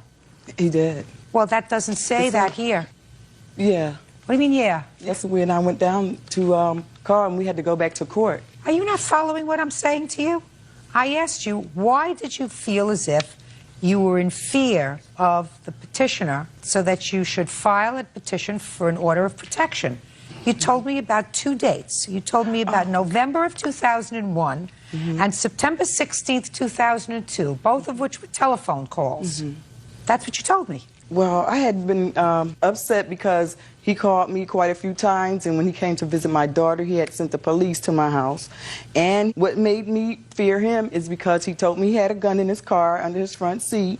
He told me about how he was going to hurt his first children's mother, and that's what made me feel as though I had to file an order of protection against him. And the judge threw out the case? Yes. Rightly so. You're giving me a lot of who shot John. You abused the system. You were getting even with him for something. Is there a case involving custody and visitation in 2002? Yes. May I speak? Yes. In the 2002 custody case, I went for custody of my daughter. She has a 26-year-old son there who sells drugs. I tried to get custody of my daughter due to that issue right there. He's been in boot camp, and he's also been in jail for selling drugs. When he was 16, I asked her to let me put her son in a Job Corps. She says no. I said, you'd rather have your son selling drugs than be in a Job Corps? And she actually said, I'd rather have him here. I said, but he's selling drugs. 2 weeks later, he got busted because it was a shootout. Mr. Walker, and what happened to the custody case? She never even showed up to court. Here's the paper right here. I highlighted it for you. She never even showed up to court. It's right there. And the order, it's right in the order. And just a minute. some.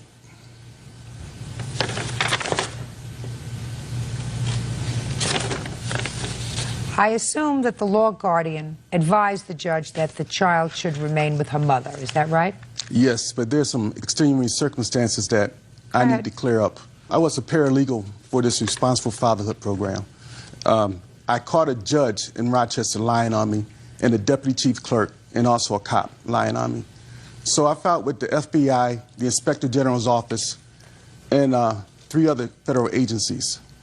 And it's like a blacklist on me. That's why I moved away from Rochester to Elmira, because they put like a blacklist on me in regards to employment in Rochester due to me catching this judge lying on me. They used her as a tool to get after me. I've never threatened her.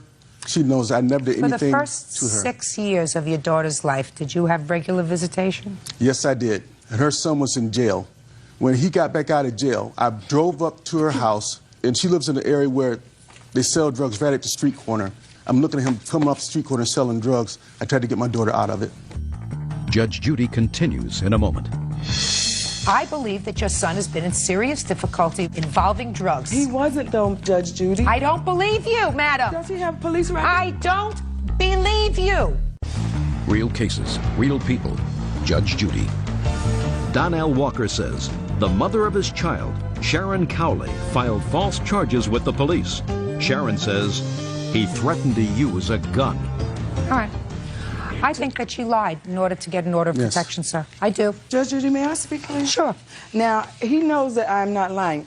What made me fear him the most, he hit a policeman's son in the face with a basketball. What does that have to do with you? It made me nervous because he kept coming to my house threatening me. Listen to me. Miss Cowley, I was very, very clear, madam.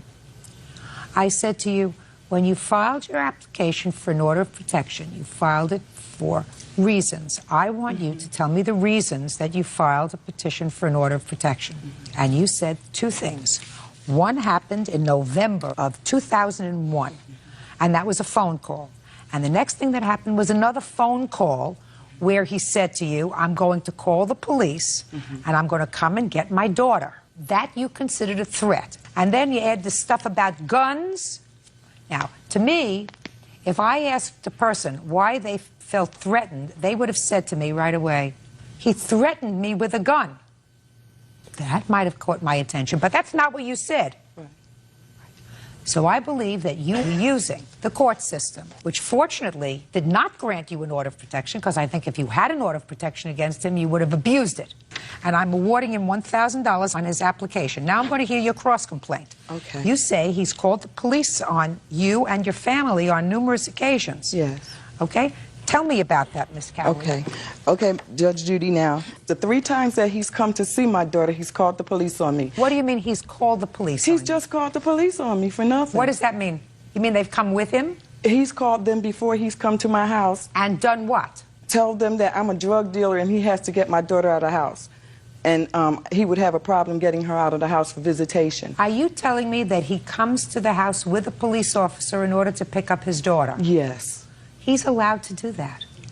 What? But he's allowed to do that because what he says is, I'm not going there without a police escort because I don't trust her. Yes. I don't trust her, A, not to create trouble, to say I bothered her or harassed her, and B, I don't trust her not to give me my daughter for visitation.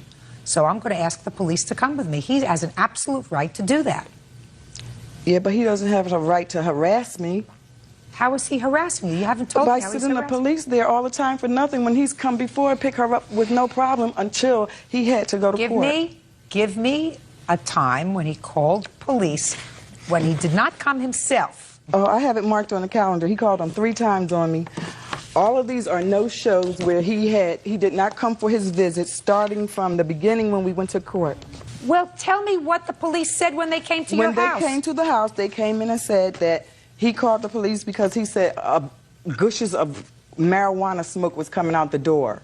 We don't smoke in my house because my daughter has chronic asthma. Where was your son? He doesn't live with me. Where was your son? He wasn't there.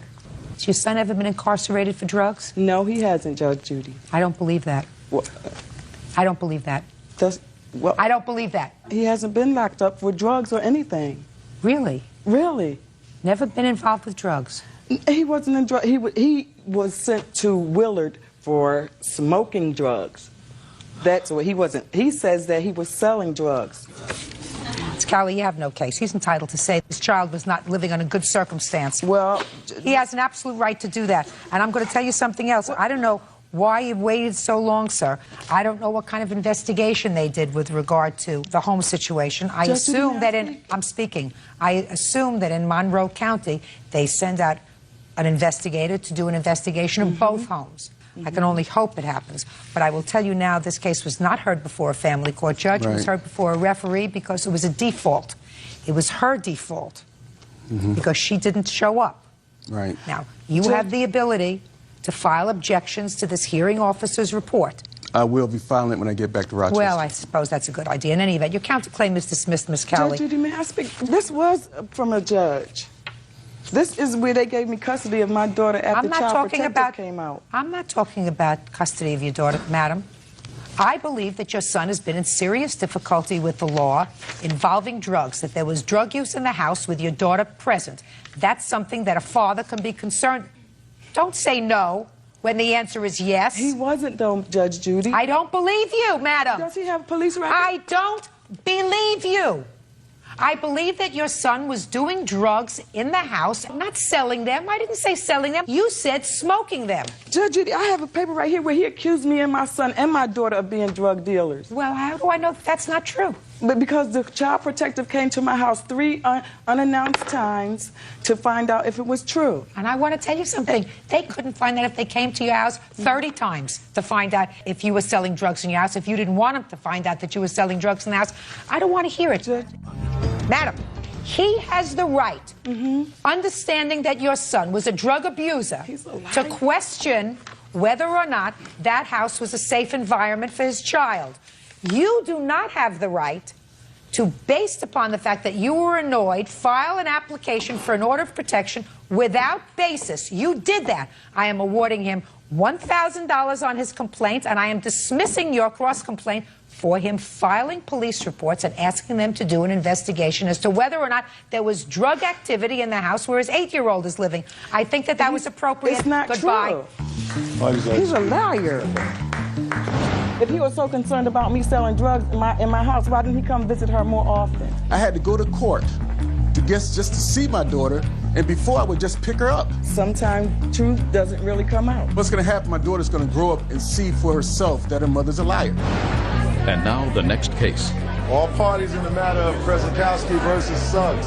Step forward, please. United States Marine Joseph Krezakowski is suing his ex-girlfriend, 26-year-old lease administrator Amy Suggs, for her share of a credit card debt. Mr. Krezakowski, you claim that the defendant, who is your former girlfriend, owes you for some credit card debt. Yes, ma'am. The defendant says that, yes, in fact, she did agree to pay half of the credit card debt that the two of you had accumulated while you were together. But then she had second thoughts about it after she made some payments, and she feels as if she should not have to pay that because she was sort of pressured into making the agreement. Is that your defense? Not exactly. Well, what's your defense? There were extenuating circumstances when we separated, and I feel like I was taken advantage of in the situation. Not necessarily that I just decided I didn't want to make payments anymore. Well, let's start with the fact that the two of you lived together. Yes. And that you had this credit card that had built up how much in debt, sir? When we separated, it was at $6,500 and some change, ma'am. And you agreed to split that debt in half? Yes, ma'am, we did. Is that correct? Yes. And you separated when? About the 20th of July of 2002, ma'am, or of January.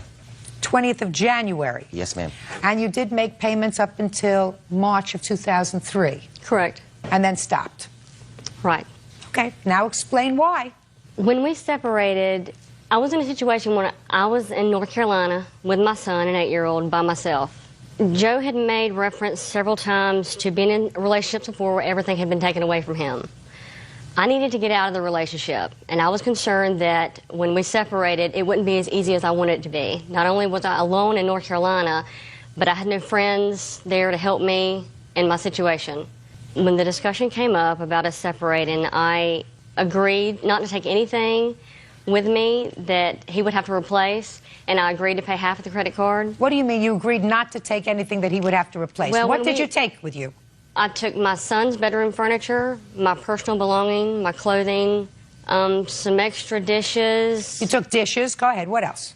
And I believe I took a hope chest, a cedar hope chest.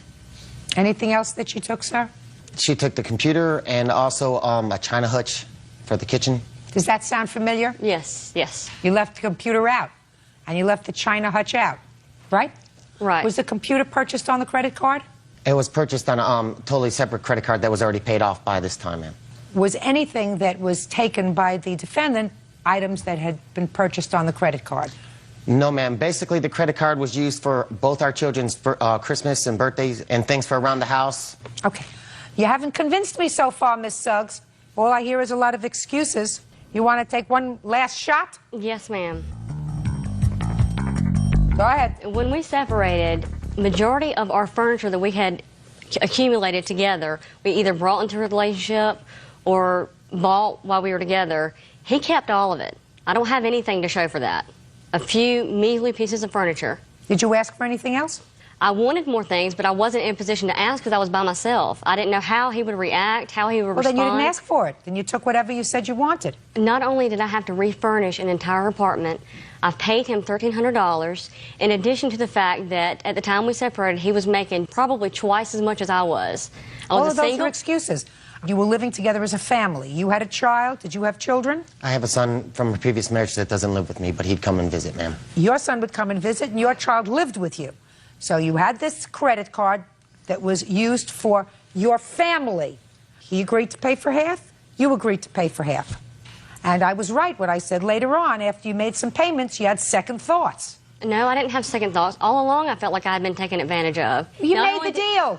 Live by it. Stop being a crybaby. You made the deal. That's the deal. Stop having second thoughts about it. How come you didn't have second thoughts and say, you know, I really should give him the entire amount?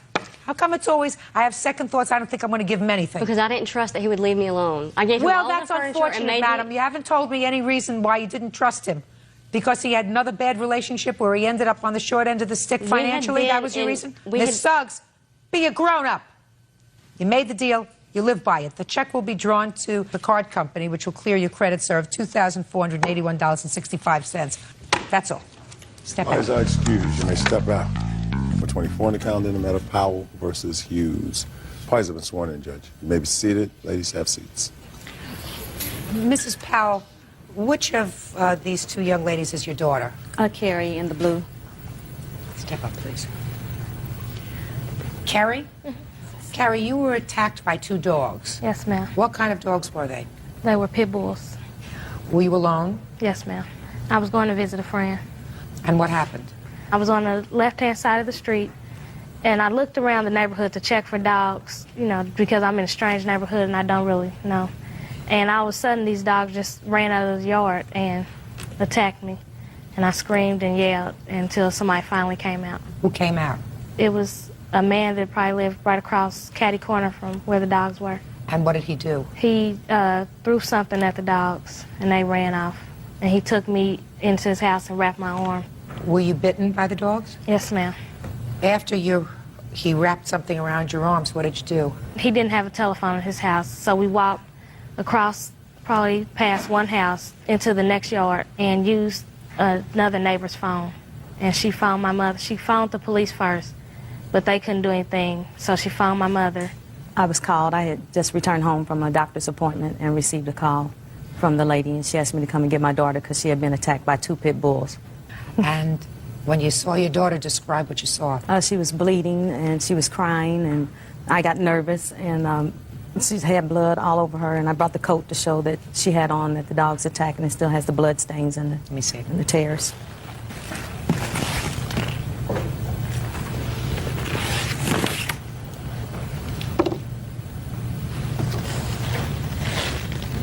It's on the sleeves and the inseam.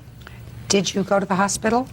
Yes, I took her. I called my husband and told him to meet me at Methodist Hospital, and I took her to the emergency room. Do you have the report? Yes. I'd like to see it, please. And also brought pictures of their house to show they don't have a fence around their house.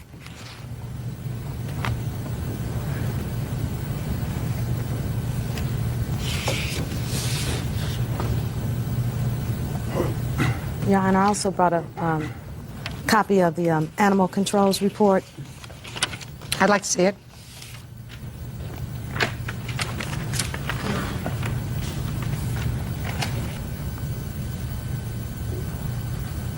Now, you folks are the owners of the dogs? Yes. Yes, ma'am. And you were not at home when this occurred? No, we were both at work. How long have you had the dogs? Since birth. 4 years. 4 years. I read that your dogs did not have their vaccinations. Why not? Because basically we keep the dogs in the house. In the house, Or in outside the- of the house? They were outside of the house. That's why you're supposed to And have we them also- inoculated. Pardon me? That's why you're supposed to get them inoculated. That's the law, isn't it? Yes. The law is that they're supposed to be vaccinated every year for rabies, right? Right.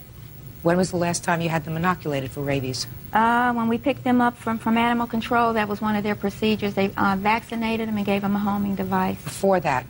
Well, they had shots before that. When they were, I think, like 8 weeks old or 10 weeks old. So they something haven't like been to a that. vet since? No illnesses, no reason. No illness. You do have a reason because the law requires that they be given a shot for rabies and distemper every year. That's the law. So after this incident occurred, the dogs were taken into quarantine. Yes.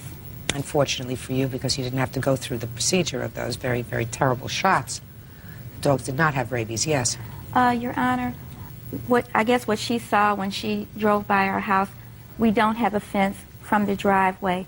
Our yard is completely fenced in. From the back. From the back of the garage all the way around, and I've got the pictures. We do.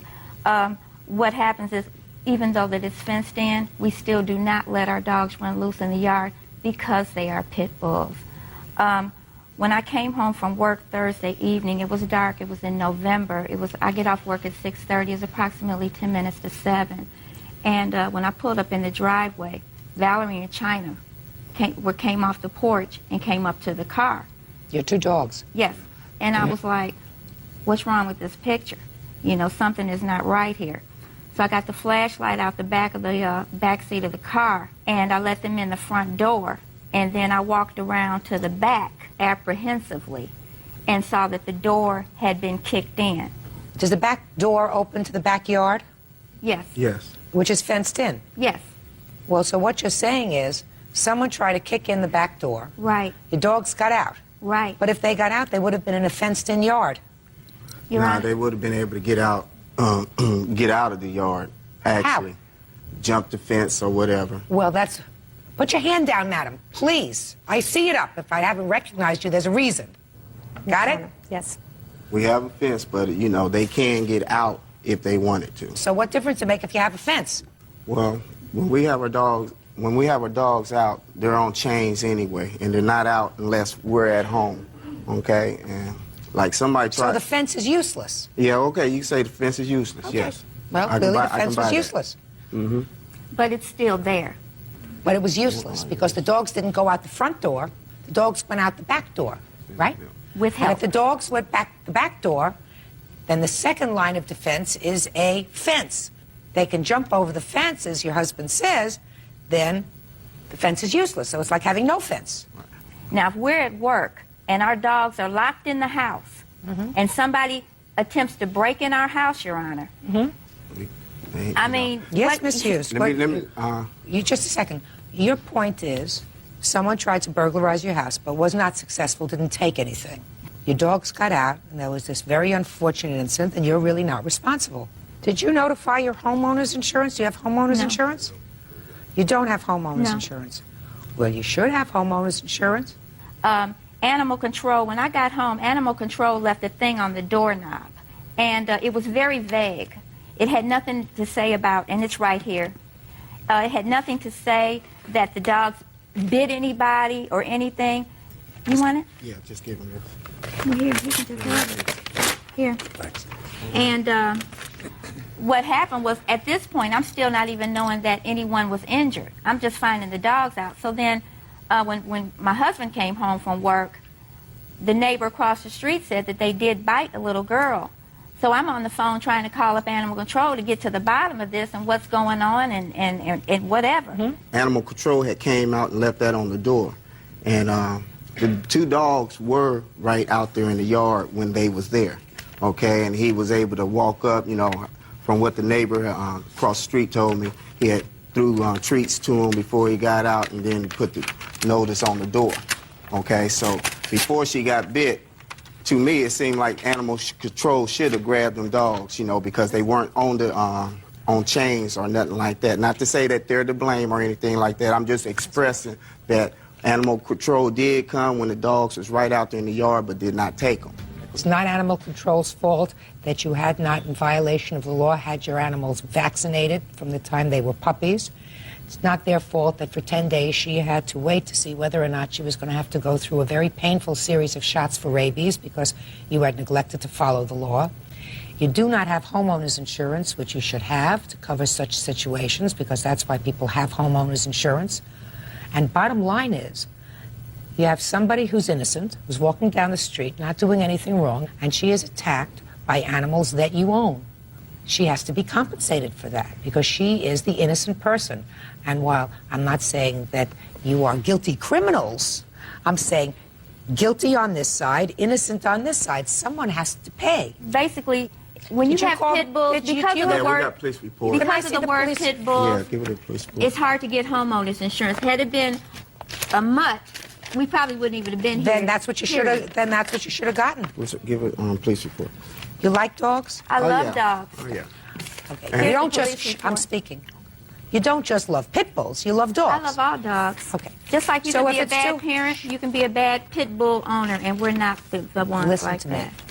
There are some lovely pit bulls, I am certain. But when you use the word pit bull, it usually means people who have those dogs for protection. You chose to get a dog that has the reputation, when they bite you, they hurt you. You have to pay the consequences of that. And if you can't get, if my homeowner's insurance company said to me, we'll give you homeowner's insurance, but we're going to cut your insurance if the dogs that you choose to get are pit bulls, I would get a different variety of dog rather than not have homeowner's insurance. That's easy. Okay. What were your out-of-pocket expenses? For Carrie's coat, I had paid $25. The emergency room was $60. The emergency room doctors to look at Carrie was $60. Clarion Health Hospital charged $132. Carrie's personal physician was $45, which was a total of $362. And then just for emotional stress and damages, that was a total of $4,638. And I also wanted to say, you know, Your Honor, those 2 pit bulls attacked my daughter. One had one arm and one had the other arm. And when I saw my daughter, I could have cried, and I was scared because I didn't know. I still don't know what the extent of the damage is going to be. You know, she's got scars from that. You know, so far the doctor said everything is okay, but we don't know long term. You still have visible scars? Yes, ma'am. Could you step up? I'd like to see them. My shirt is kind of... This is where the dog locked on this arm. Here? It locked on this one right here. Yeah. And then these are just where I kept trying to move my arm. Here, here, and here? Yes, ma'am. And here? Yes, ma'am. And here? Not too much. Just a little one right here. Put your jacket back on. While I don't think that she's going to have any long-term problem with movement or anything else, she's fine, but she clearly is going to be permanently scarred as a result of those bites. Yeah. I do find you, Mr. and Mrs. Hughes, reasonable people, but who did an unreasonable thing. You did an unreasonable thing when you failed to have your dogs vaccinated. That was just the start. By maintaining those 2 dogs, you had to take into consideration that if they did attack somebody, they were going to hurt them. They attacked somebody who was an innocent. Had nothing to do with breaking into your house. And you anticipated that when you chose this breed of animal. Judgment for the plaintiff in the amount of $4,000. That's all. Officers are excused. You may step out. 2 vicious pit bulls on an attack. If they had been really vicious, you couldn't have stopped them. When I got there, she had blood everywhere. Her arms were wrapped up. You know, she was crying and hysterical. We keep them because we're in a very high crime area where they're always breaking in the house, drugs and all that. I'm just glad it's over and I hope I never have to go through it again. And now the next case. All parties in the matter of Carney versus Valles, step forward, please. 83-year-old Juanita Carney is suing her granddaughter, 35-year-old social caseworker Josephine Valles, for car repair bills. Josephine says her grandmother repossessed the car. She's countersuing for the money she put into the vehicle. Miss Carney, the defendant is your granddaughter. Yes, she is. You co-signed a loan for your granddaughter to buy a car. She did not have good enough credit to take out a loan herself. You say it was your agreement with her that she would work on clearing her credit so that eventually she could put the car loan in her name. She did not do that. And a year and a half after the car was purchased, you repossessed the car. When you repossessed the car, you had it fixed, and you spent $2,779 to fix the car. You want her to pay you back for the money that you spent to fix up the car. Your granddaughter is countersuing. She wants you to reimburse her for the down payment that she put on the car, which was $1,500, and for all the payments that she made on the car during the time that she had the car. Is that right? Yes. When was this car purchased, Miss Carney? January of 99. And when did you repossess the car? September 2000. Who maintained insurance on the car? She did, but she dropped it in June of 2000. Did you drop the insurance? Yes, I did. Why? Because she came and threatened to take the car from me. Because she wanted to take a loan out on her house, and she could not do that because my car payment was stopping her. When you dropped the insurance on the car, did you continue to drive the car? Yes. Well, you can't do that. What kind of car was it? It was a 98 Hyundai Elantra. And how much was the total purchase price? $12,092. Did you make all the car payments on the car? Yes, I did.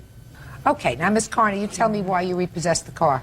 During our transaction of the car, the salesman said that there was a mark in the credit report that he could not put it in her name. It had to be in my name solely.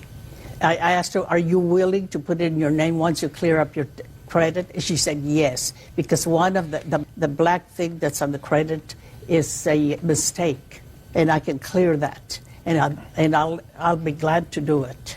And with that promise, I went ahead and allowed it to be in my name, knowing that I could be liable if anything would happen.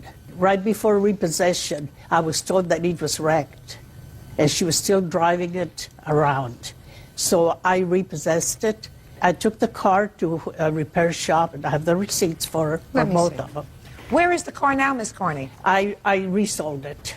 I had to fix it, and somebody else did. Just a second. You sold it? Yeah. What did you sell it for? $7,000. Who did you sell it to? To my daughter's friend. She's taking over the payment. She didn't sell it. And the car was not wrecked when whoever picked it up took it. Yes, it was. Just a second. There was nothing wrong with the car when it was taken from me. Oh, I was at work, and when I went out, the car was gone. There was nothing wrong with the car. Do you have photographs of the car when the car was taken? No, I didn't take any. The only thing that was apparent was a broken windshield. It was cracked. But what made it so expensive is that both airbags were deflated. Your problem is that you dropped the insurance and continued to drive in the car. And if you did that, that rendered your grandmother liable. If you had an accident and hurt somebody and the car is in her name, they can take her house, they can get a judgment against her. So in my judgment, she had an absolute right, based upon the fact that you had no insurance, even though she might not have known it at the time, to take back the car. So you acted irresponsibly. So on your counterclaim, you're getting nothing. My problem is, Ms. Carney, that you took it upon yourself to gratuitously fix this car. You can't render her liable for that. And you're not going to get any money either. Do you have a car now? Yes, I do. What kind of a car do you have? A 2001 Hyundai Elantra. How'd you get it? I financed it in October of 2000. So right after your grandmother took back this car?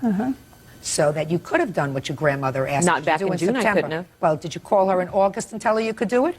No, I did not. No. Your counterclaim's dismissed. So's your lawsuit. Your Honor, this is case number 215 on the calendar in the matter of Warner versus Reno. Parties have been sworn in, Judge. You're welcome. You may be seated. Ladies, have seats, please. Mr. Warner, you really don't know anything about this case. You are merely the owner of the car that was damaged. Is that right? Correct. And it's your granddaughter who was driving the car or the truck. Correct. So why don't you have a seat, and I'd like to see Jade Warner, please. Step up. Ms. Warner, according to what I've read, you and the defendant were friends for a while, and then you had sort of a falling out over a boy. It was your boyfriend or her boyfriend, and then it became your boyfriend. Whatever. It's nonsense. In any event, this thing culminated, according to you, when the defendant keyed your car. And you say that happened on the 19th of August. Yes. Where did it happen? It happened at Holly Kellogg's house. And what makes you think that the defendant, who denies that she did this, was involved in keying your car? At 9:55 p.m. on August 19th, Holly called me because she needed a ride home from her work. I went up there to go pick her up, and as I was walking out with Holly, Jessica was standing by my car. Okay, so you know Holly? Yes. Well, according to your answer, I read your answer, you said she was a friend of yours. Yes. Okay, continue. Okay, I was leaving Coach's, and... Coach's is what? Holly's work. And Jessica was in a truck, a white truck, with her other friend, and they followed me from Holly's work to Holly's house, which is about 5 miles. As we went into Holly's house, I parked my car. We went in there. I was getting a couple of things out of Holly's room. Holly was closing her blinds. As she was looking in her blinds, she saw Jessica circle... Don't tell me what she saw. Where is Holly? Holly's right there. Step up, please. No, you can stay. Okay. Right next to her. All right, so the plaintiff picked you up from work? Correct. Drove you home? Correct. You all went inside. According to the plaintiff, you observed something when you were closing the blinds when you Correct. got into your house. What did you observe? As I was closing the blinds, I looked out my window and noticed there was a white truck and pulled up like closely to my driveway, and we have a security light outside that comes on and like a motion detector. And I looked out to see a like white truck with designs on the side. I noticed that it was the truck that Miss Reno had been riding in as they had followed me to my house from work. How do you know that they had followed you home? Did you see the truck? Yes. As I got into the car, I noticed that someone was following us closely, and I was looking behind to figure out who it was, and I noticed it was them, and I proceeded to ask Jade if they had had a problem or something, because I didn't understand why. When you said you saw it was them, did you turn around to look in the rearview mirror? I turned around and looked, and she had switched lanes, and so I saw that. I saw that it was completely those Jessica and her friend in the white truck. Okay. Now, when you got to your house, did you see the truck? Before you looked out the window? Correct. Did you see the truck as you pulled into... No. Pulled up to your truck? As I had made a right-hand turn to turn onto one of the streets that leads me to my house, they had gone straight. As I watched them, like, speed off, I saw Jessica with her hand out the window, flipping us off, yelling something, and I didn't understand at that point what was going on, because as far as I knew, her and I had been friends. Okay. Now you're inside the house, closing your blinds. Now you're going to tell me exactly what you saw. Okay. As I look out my blinds, I see that there's the same white truck. There was a driver in the car, which was Jessica's friend.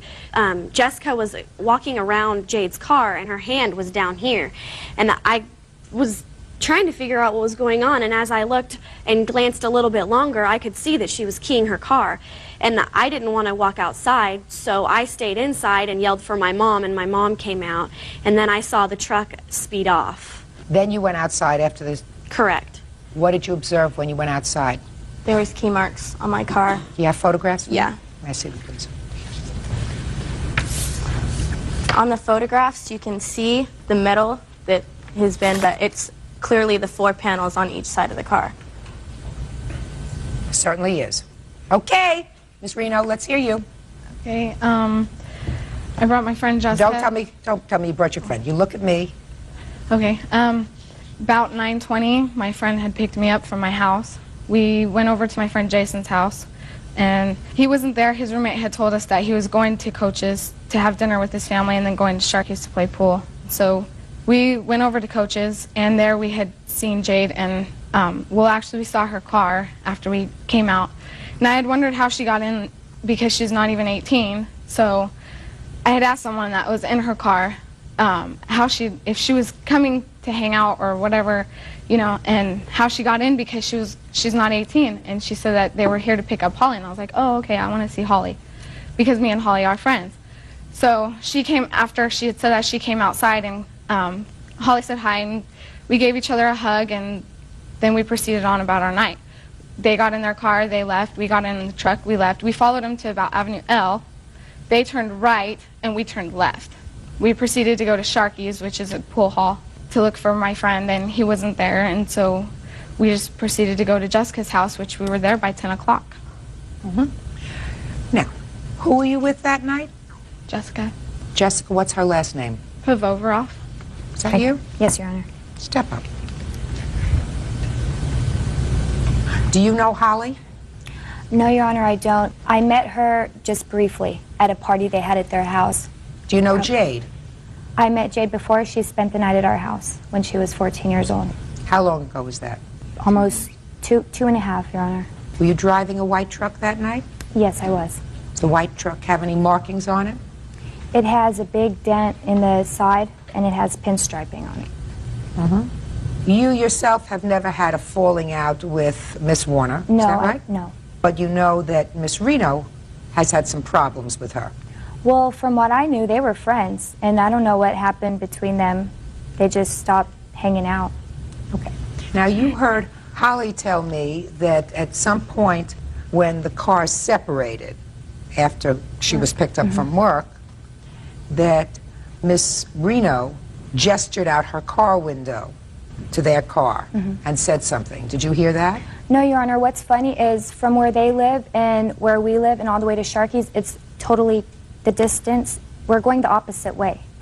And we have a map right here that shows that it's the opposite way.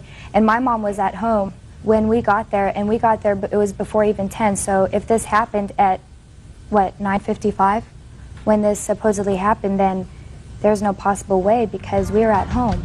Judge Judy continues in a moment. The cops went to the house, and Jade had said that Jessica had keyed Jade's car. And then we got another call, and Jessica's car had been egged with 82 eggs. That's more information than I asked for. Real cases, real people. Judge Judy. 16-year-old Jade Warner says former high school friend, 18-year-old Jessica Reno, keyed her grandfather's car. Okay. What time that evening did you get picked up at work? About 10:15. I hadn't clocked out till 10:12 that evening. And how long does it take you to get home? Takes me about 10 minutes. So you were at home by 10:30? Correct. And it's your statement that you were in your house at 10:30? Yes. Okay. I'd like to hear from your mother. That's good, Your Honor. Your last name? Pavovarov. Do you recall the evening of August 19th? Yes, I do. How do you recall that evening? Because Jessie had come home from San Diego to visit her friend, and I had gone to bed early because I was very tired, and I have a little dog that sleeps with me, and just before 10 it started barking and woke me up, and I had seen my clock on the end table, and it's a digital, but I only could see the first number, and it was 9 something. Because the first digit of the clock I could see, and I had my Bible and my book studies on my stand, and it was covering the last couple numbers. And I tried to quiet my dog down, and she wouldn't relax, so I finally got up, and the girls were in the kitchen talking and snacking. So I sat up until probably about 12 o'clock that night with them talking. So they were in, I would say, at least a couple minutes before 10. Were you contacted by the police that night? I wasn't, but I was there when Jessica Reno's mom, Pat, called the house and said the police had been at her house. I was sitting at the table with the girls when they called. And the police had asked, I believe, my address and stuff, but they never did come over. Approximately what time did you receive that phone call? 12:30. No. I don't know. I don't even know what time it was. Probably 11:30, 12. I don't know. And you stayed downstairs with them the entire evening? Yeah, until I went to bed, and it was after 12, and I finally went to bed, and then they were still up talking. Were you there when the phone call came in from Jessica's mother? Yes, I was. Did you speak to Jessica's mother? I don't think I did. Well, let me ask you this question. Clearly, when her mother called, she said something about the police wanting to speak to Jessica. Well, my daughter answered the phone. When the phone rang and it was Jessica's mom on the phone, what did she say to you? She said, I need to speak with Jessica. And I said, okay. And then Jessica started talking to her mom, and she's like, what? What are you talking about? You know? So there came a time, I assume, when Jessica got off the phone with her mom. Is that right? Mm-hmm. And did she tell you what had happened? Yes. What did she say during the course of the conversation with you about the conversation she had with her mother? She said that the cops went to the house and they said that Jade had called the cops and said that Jessica had keyed Jade's car. And then we got another call later saying Jessica's car had been egged with 82 eggs, and it's a coincidence that Jade's car got keyed and Jade thought it was Jessica, so all of a sudden Jessica's car got egged with 82 eggs and the house. Just a second, I'm not finished. Yes, ma'am. That's more information than I asked for. Now, you got off the phone with Jessica's mom. The police were looking for her. Is that right? That's what your mother told you? Yes. And you knew that your daughter and Jessica had been out together that night? That's right, Your Honor. And then you went to bed? Right. You didn't call back Jessica's mother? No. You weren't concerned that if they were looking for Jessica about something that happened that night, perhaps your daughter was involved? Because, No, I'm just asking you. You weren't concerned that if the police Yes, were looking I was, for your but daughter... I knew. Let me finish. You weren't concerned that if the police were looking for Jessica because of an incident that happened that night, because I assume they got off the phone and told you what the police were looking for her for, yes, right? Your Honor. And I assume that you knew that the two girls were together. That's right. So it would seem logical to me as a parent that you would want to get this information about where these two girls were accused of being that night, at least from her mother, not from what she's reporting to you.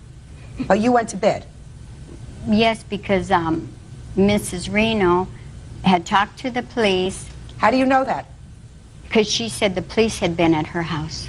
Right. Had been at her That's house. what I'm saying. But Oh, Jessica sorry. reported that to you, Right. correct? Right. Jessica's reporting all of this to you about the conversation. Right.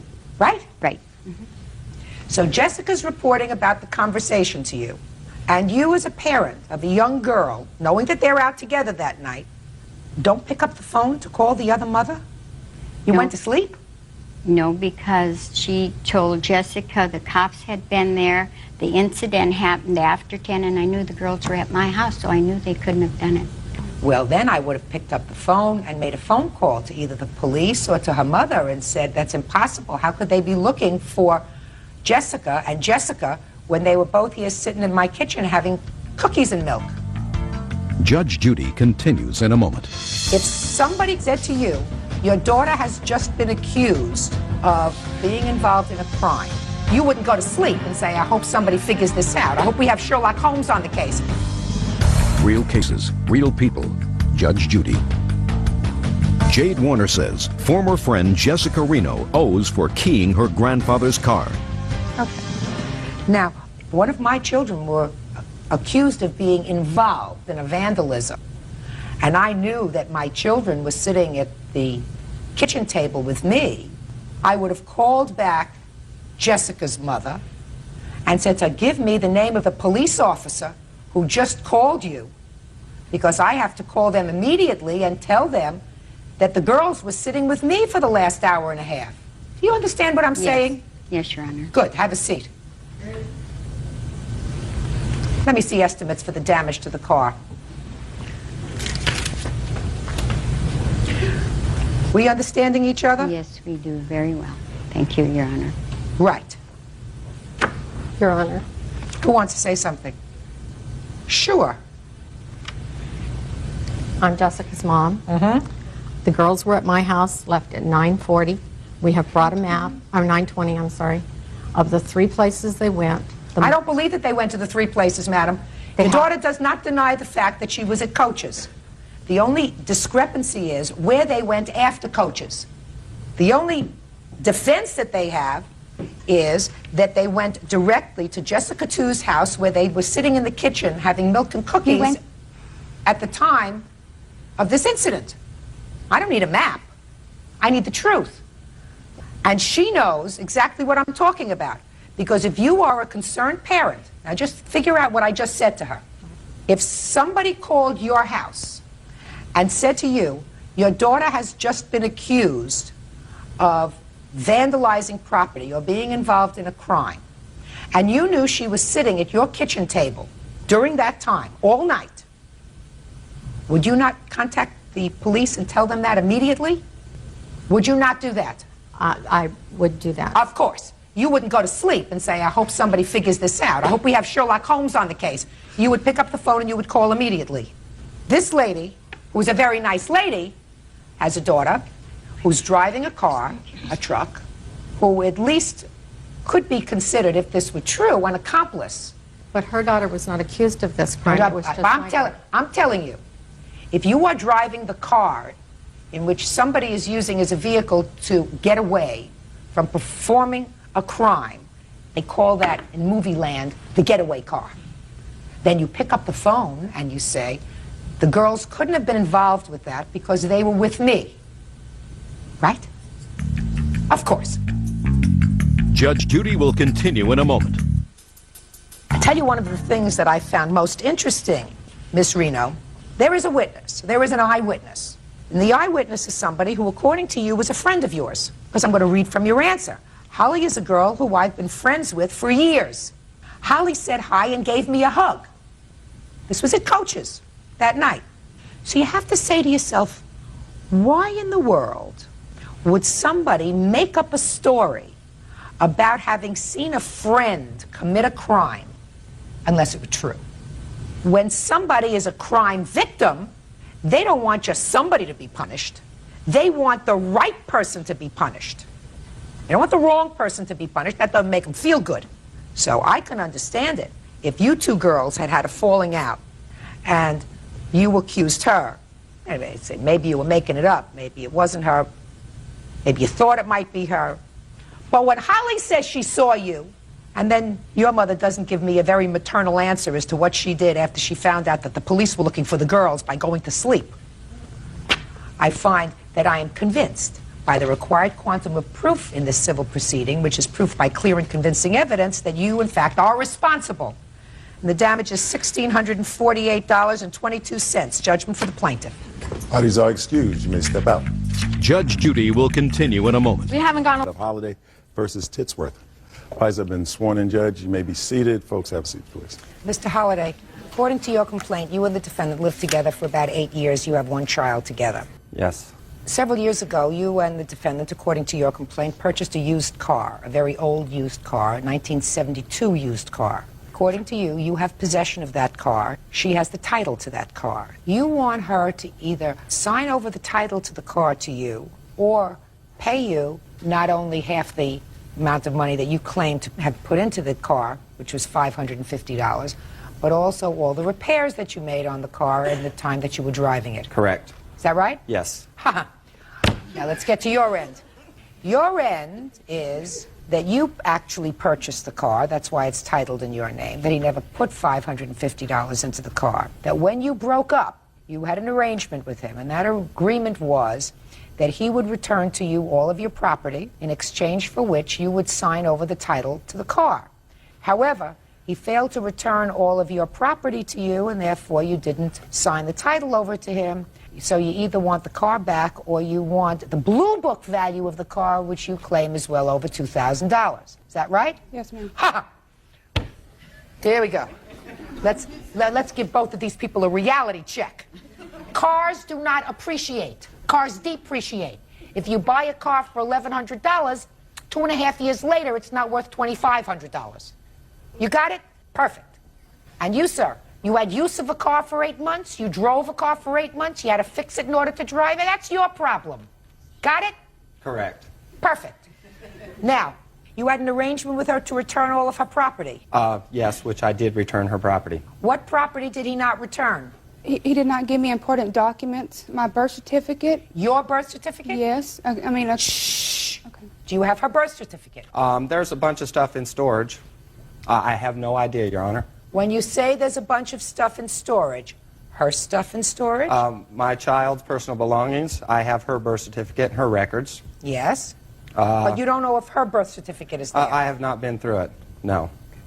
You can either go through it, Ms. Titsworth, or you can call and get another birth certificate. Do you understand? Yes. What's next? There was 4 TVs in the home. I didn't receive anything out of my home. Who purchased the televisions? I did with my money. Mr. Halliday, did you return any television sets to her? We had a verbal agreement, and she stated after she would not sign the car, she did not want one thing out of that house and to throw her stuff away. What part of did you give her any television sets didn't you understand? I understood every part of that. So why don't you just answer my question? I did not give her any televisions. Why not? Didn't you think she would like to have one? She didn't ask for one. She's asking for one now, or maybe 2. There's one TV, and that was in my child's room. The other 2, well, there's a brand new one which I had bought. The other TV, what was in my child's room, was my mother's TV that was borrowed. She can have a TV. How many no TVs problem. did you purchase? Well, I purchased 3 of the TVs in my home. Do you have any proof that you did? No, because I paid cash for everything. Most of the things I had to get was from garage sales. All right. What else do you claim he didn't return to you? On my cutlery knives that I really enjoyed. I mean, there was pictures. The pictures that he did give me of my family ripped in half. Did you do that? No, ma'am, I didn't. Did you destroy them at all? No, or she would have brought that. Did you bring any of the ripped pictures? No, I didn't. Everything that he did give, I had to take it all to the dump. Now, Mr. Halliday, where were you employed in the last 5 years? I was in the Carpenters Union. We have numerous jobs. And how much did you earn in 1997? Approximately $12,000. 98. I think about 14 to 16,000. 99. 25,000. How much will you have earned this year? Roughly almost $20,000, I would guess. How much have you paid in child support, sir? We just went through our custody hearing. That's not what I'm Nothing. asking you.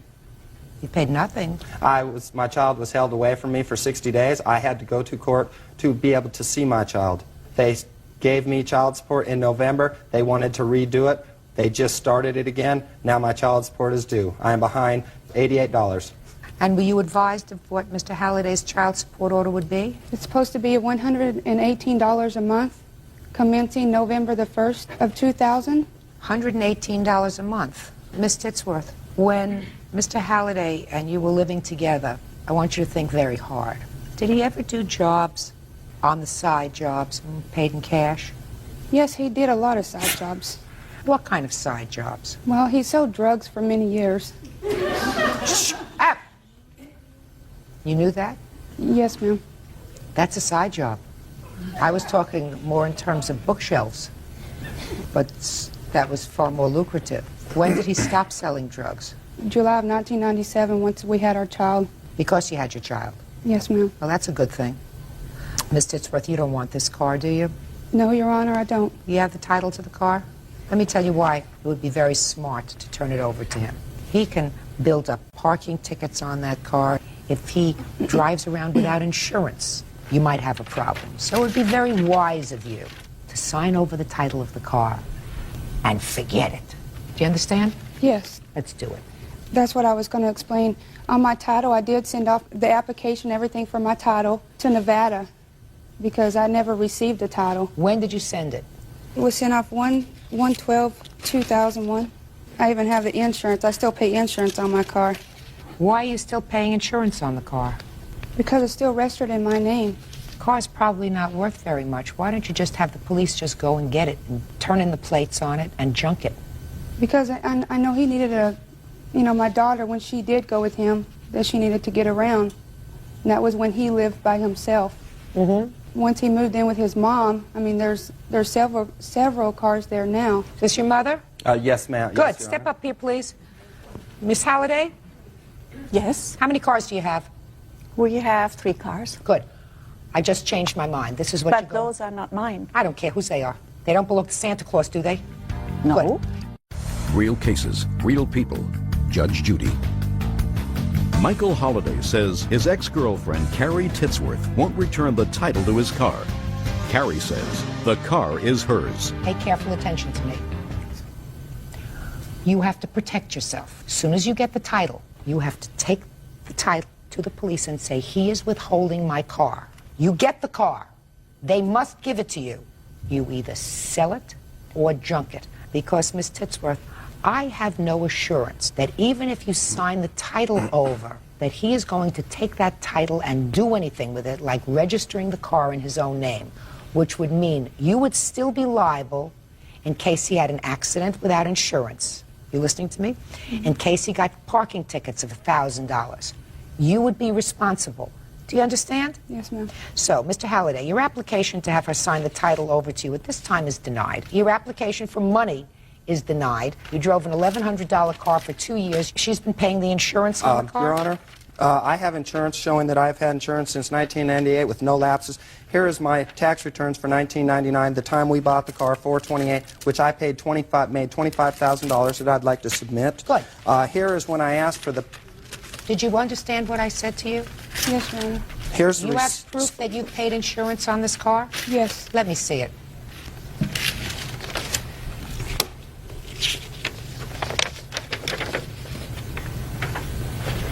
That's just 1 month of insurance right there. Showed that I had insurance for the last 3 years. I don't care whether you have or whether you have not, sir. She has to protect herself. If someone with whom I were estranged had possession of a car that I couldn't get back, and as a result of that, I didn't know whether there was insurance on this car or not, the smart thing for me to do to protect any assets that I had was to maintain insurance. So whether you maintain insurance or not is really not the issue. The issue is she maintained insurance because she was forced to, because you have the car.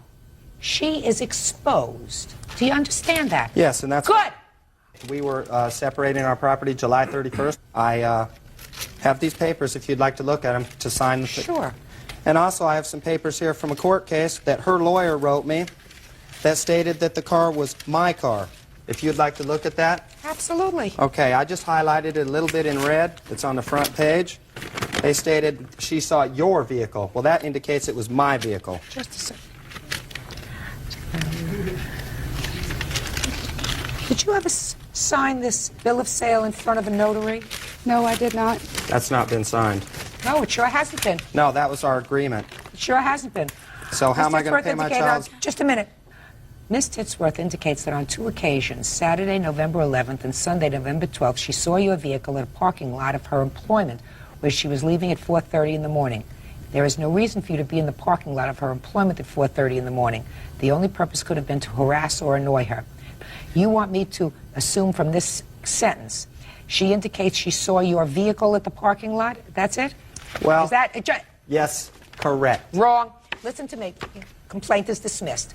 Be smart. Get your title. You may decide once you get your title and retrieve the car that you want to give it to him. Do you understand? Yes, sir. If you want to do that so that your daughter's father will have an opportunity to have a car, that's fine. But you make sure that if that's done, you or someone else accompany him that day to motor vehicles to transfer the car so that it's transferred not only on paper, but it's transferred with the state. Do you understand? Yes. But you better protect yourself because you are vulnerable. Okay. Clear? Yes, ma'am. Counterclaim's dismissed as well. That's all. Thanks. Parties are excused. You may step out. His motivation is just to get money from me. She has a new boyfriend and just wants to get back at me for no reason. And now the next case. All parties on Weber versus Fidel. Step forward, please. 42-year-old baggage handler George Weber is suing his ex-girlfriend, 39-year-old teacher Jeanette Fidel, for an unpaid loan to fix her car. Jeanette admits to borrowing money, but says George is exaggerating the amount. Mr. Weber, according to your complaint, you met the defendant over the internet in October of 1999 and subsequently started to date the defendant. Yes, ma'am. Then you claim that in May of the year 2000, she ran into some car trouble, and you agreed to take out a personal loan and give her money so that she could purchase a new car. There was an agreement that she repay you that money in installments. She gave you one $200 payment and then stopped, correct? Yes, ma'am. The defendant says that she never borrowed that kind of money from you. She did, in fact, borrow $200 from you to fix her car, but paid you back, right? Correct. So, Mr. Weber, let me hear the tale of the May loan, please. Okay, Jan's car was stolen, was totaled. At the time, she was claiming her father was selling a car, and she needed the cash right away. So she couldn't get a loan. She told me to try to get a loan. Look at me, sir. I'm sorry. So I told her I would get a loan on good faith that she would pay me back. Here's my loan check. I gave it to Jan, and she cashed it. Can I see it, please? Yes, ma'am. And then... Just a minute. Well, Miss Fidel, you clearly cashed this check in the amount of $2,112. At my bank. I don't care at whose bank. That's true. Well, you didn't tell me that in your answer. Yes? Because he couldn't get to his bank fast. He couldn't travel that far. It's like 2.5 hours away. So he asked me to cash it at my bank, which I did. That was not for me, though. That was for him. He's from Chicago, not Indiana. He was down visiting me, leaving for Boston and Washington, D.C. He gave me $200 out of that so I could fix my car, which I did. There's my canceled check for that. He took the rest, and he went on vacation. He gave me $200 out of it. Can I see? She wanted me to deposit. Just a minute. And that's the extent of it.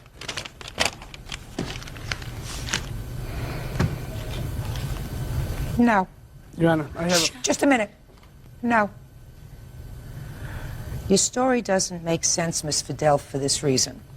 The check that he got as a loan was dated the 25th of May of the year 2000. He got the check and he came, according to you, to visit with you, and then you give me a check that allegedly is dated June 17th, marked car. Correct. That was for the car. When he helped me fix it, was for the car, so I would know. No, ma'am, that was for a payment. I have the receipt for that, too.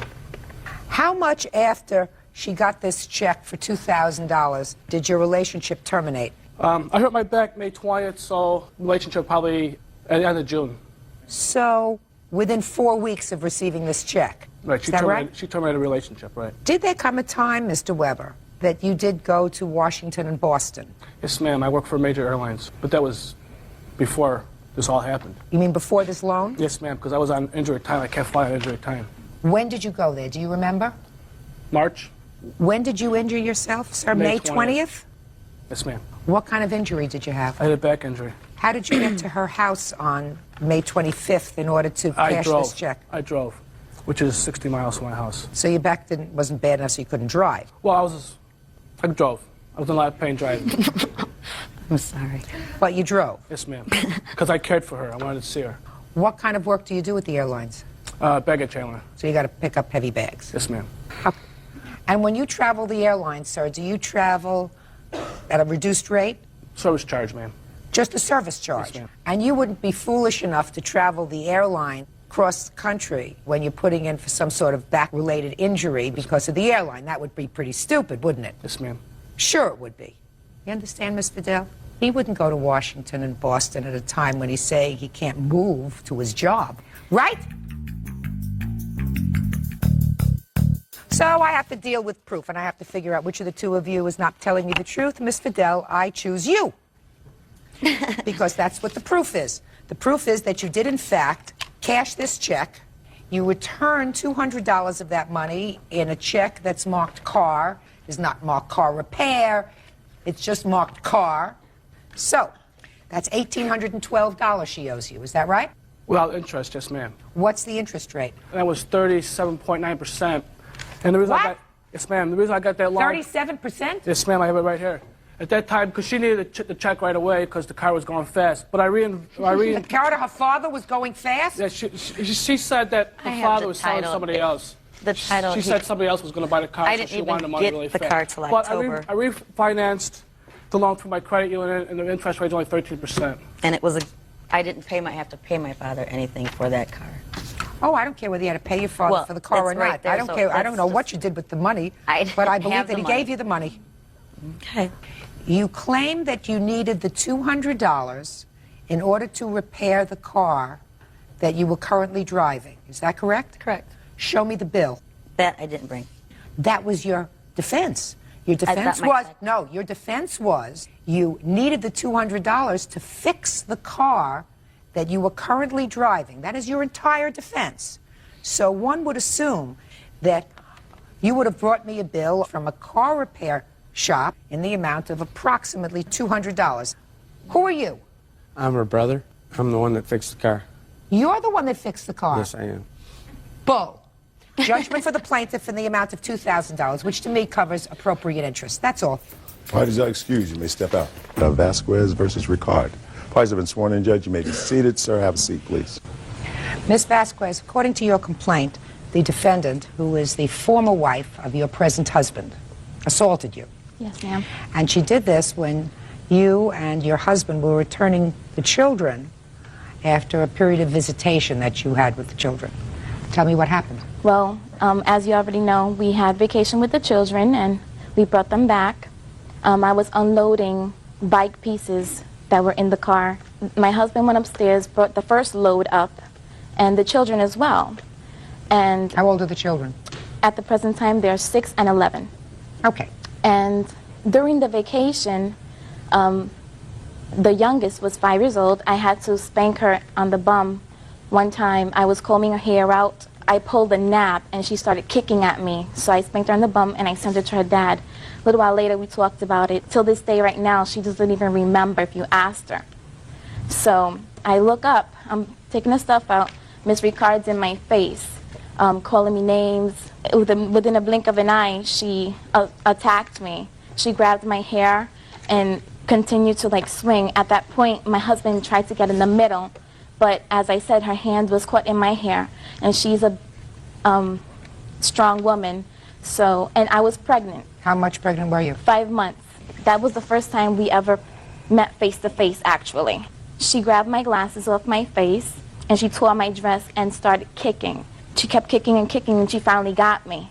She got me on this side. I was 5 months pregnant, and she knew. She's like, you don't even know who your father of the baby is. I hope you lose your baby. And this is all happening in front of the children. She threw rocks at me. Were you injured other than being struck in the stomach? I had a scratch over here and a bruise on my side. Did you see a doctor? I went to after that whole mess, I went to the precinct. And at the precinct, they called me an EMS, emergency service, and they checked me there. At that time, I was cramping and spotting, and it was because of that. Can I see the police report? Sure. With that, I hand you the immediate order of protection they gave me. Did you have a hearing on this application for an order of protection? No, ma'am. Just recently, at the criminal court, the case was heard, finally. Ms. Ricard had a witness that no one agreed upon, and they just let her go. So what happened with that case? It was ultimately dismissed? Yes. Also because the judge did not want to get involved in the family issues. There are a lot of family issues involved here. This matter was ultimately heard in the criminal court? Yes. On charge of assault. Was there a trial? Yes, there was a trial. Was it a jury or a non-jury trial? Non-jury. Okay. Let me hear your version of the events, Ms. Ricard. My children came upstairs. I asked them how they were doing, but when they came through the door, I saw that my children had their hair cut and chemicals were put in their hair. It was relaxed. They came in, they said they had a good time. My little one said, "Mommy, she hit me." I said, "She hit you?" She said, "Yeah." I said, even after last weekend when I told her, don't put her hands on you or don't hit them with a comb, like my oldest one had told me the weekend before when I spoke to her on the phone, because she had been doing their hair and they didn't want her to do with their hair. So I went downstairs and I asked her, "What is this I hear about you hitting my kid?" She says, "I didn't hit your kid." I said, "Tiffany, did she hit you?" Tiffany said, "Yes." I said, "But on the phone last week when you picked up the other line, I told you not to touch my children."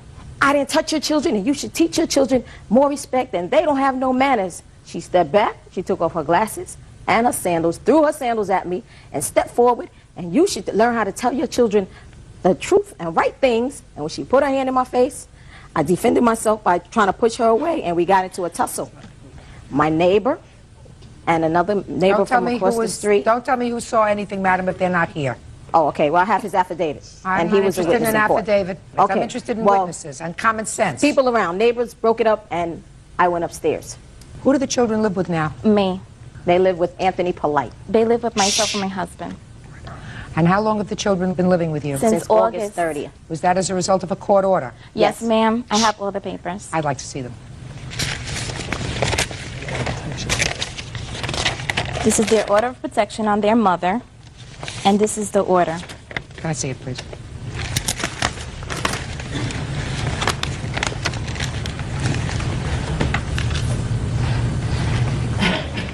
All right.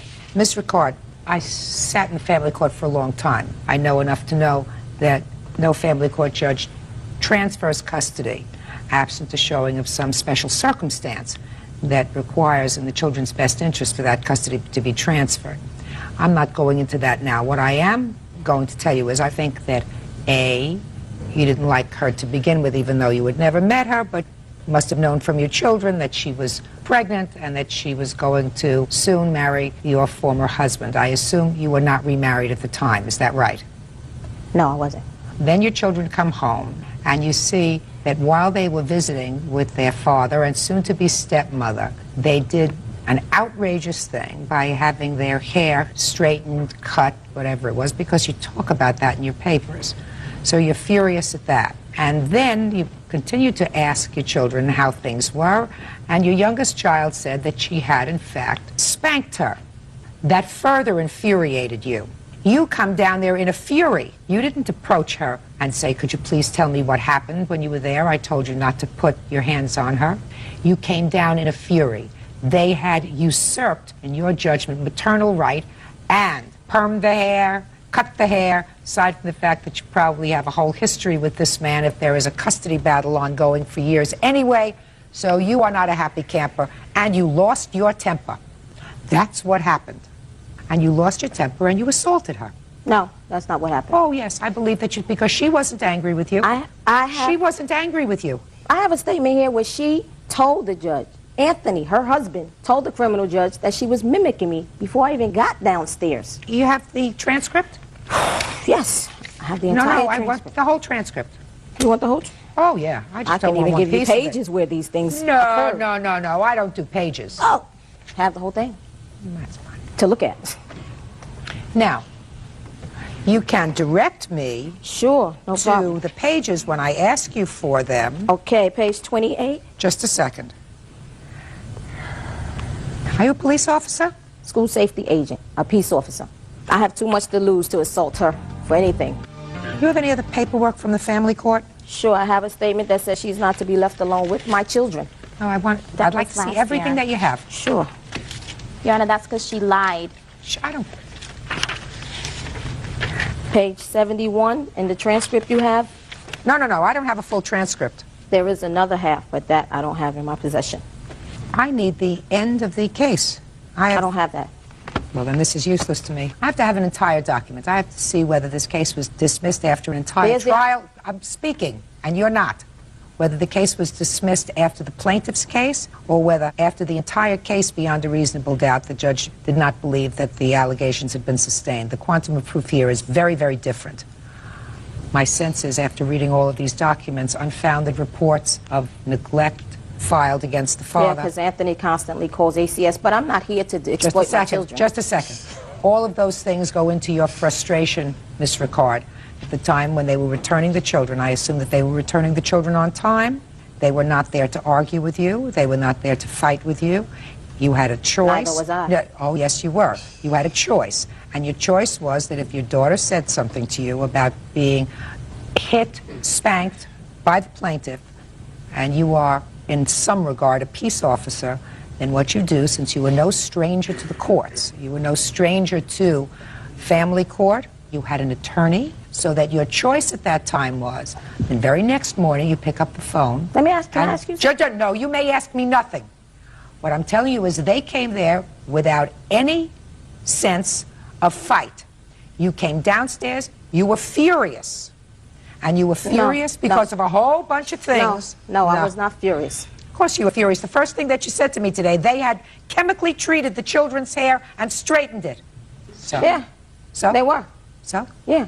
And So? she has, like, you didn't So want to what? look at the statement, but she was, in that statement, she says how I came downstairs. She says that I came downstairs in a calm, low-mannered voice. She says it in the statement. Oh, show me Page that one. 71, she says that she was, Anthony says, yes, she was mimicking me. No. Of course. Just a second. Just a second. I'm going to look at page 71. Page She says, 22. My That's the low- husband's here to say what I want you to be quiet.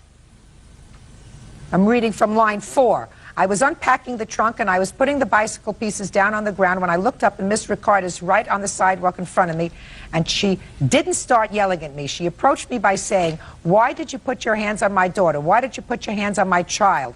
When she said that to you, what was her tone? Very low. What was your response?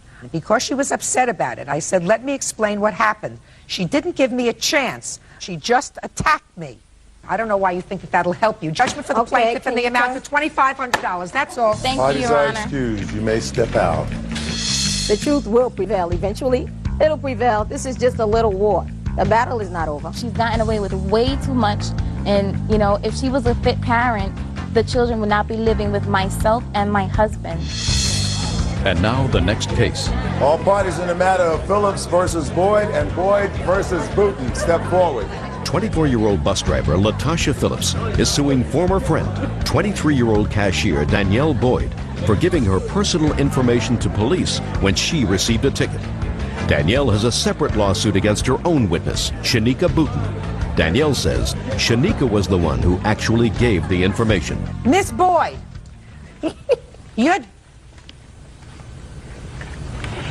you are driving along with your friend over here. I assume that you're Miss Booton.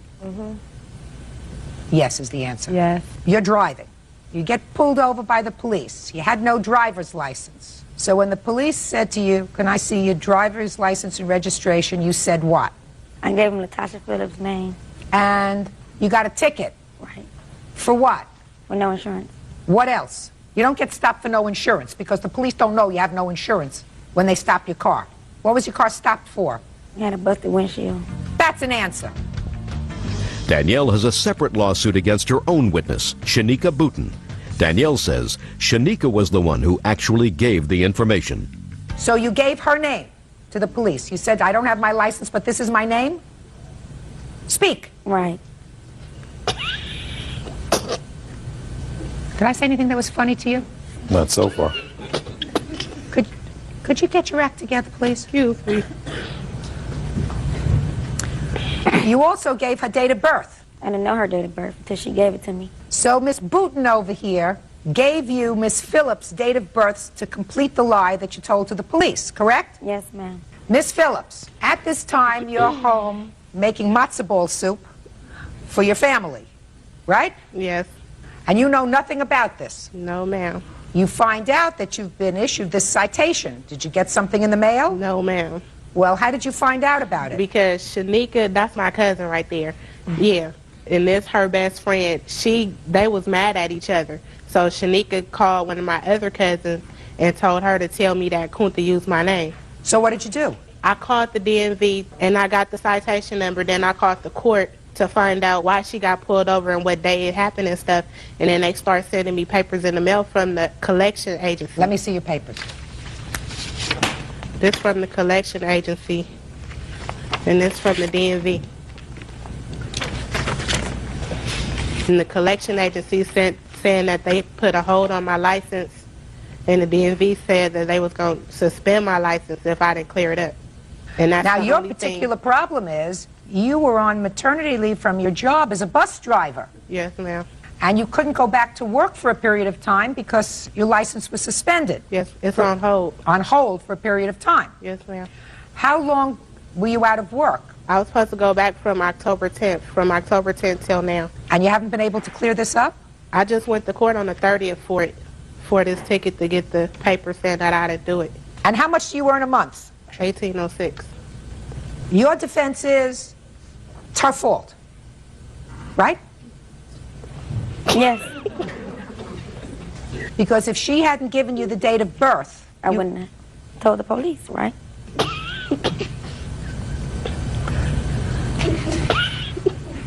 Did you ever tell anybody that you had given misinformation? It was only me and her who knew because we were in the car together. It was me, her, and her baby. Did you ever tell the truth to the police? To the police. To the police. Did you ever tell the truth to the police so that you got her off the hook? No. No. I'd like you to sit down for a minute, please. This is going to take 2 seconds. Step over here, please. Now you're the plaintiff. Now you're the defendant. Now, Miss Boyd, this is a lawsuit that you filed against Miss Booten, right? Right. And you filed this lawsuit against Miss Booten for $1,000. Right. And your claim, why don't you tell me what your claim is Because against Miss from Booten? loss of work, and I lost $400 behind this. How is she responsible for your lost wages from Because work? they took $400 from me. For the ticket? For the ticket. They were both taking the money from me. Did you take $400 from her? No, I didn't. Let me read you your claim that you filed, madam. I see it. It's right. You say she should be responsible, She should be responsible. for aiding me in giving the police the misinformation that caused them to issue a citation in her name, because but for her giving you her date of birth, you would not have given the police that misinformation. Right. I'm suing the defendant for $1,000 for the stress caused and lost wages. Yeah. I think she needs a real reality check. Would you say she needs a reality check? That a detox. Yeah, right. Perfect. Your case is dismissed. Now, on your case, just stand up for a second. You may sit down. You may sit down. Not a genius to give your cousin's date of birth, madam. Do you understand? Now you can move back over here. Play little musical chairs. Move back over here. All right, Miss Boyd, let's talk about an R word. R word, responsibility. Responsibility means that if you give misinformation to the police out of your mouth that causes somebody else a problem, even if somebody else told you that information, it's your responsibility. That's true. That's not what you say in your answer. But I'm saying it doesn't cause them to take my money from me. Oh, I'm going to take a lot more money from you. Because of your actions, she was out of work for at least 2 months because she couldn't drive without a good license, because you opened up your big mouth and lied to the police when you got stopped. It has nothing to do with the police and your broken windshield and you didn't have insurance on your car. That's something between you and the police, madam. With regard to Miss Phillips, you owe her $2,600. Judgment for the plaintiff. That's all. Parties are excused. You may step back. Parties been sworn in, Judge. You may be seated. Ma'am, have a seat, please. How old are you, sir? 17. This is your father? Yes, ma'am. Why don't you have a seat for a moment, sir? Sure. Quentin, according to your complaint, you ran away from home. Was it just you or you and your sister?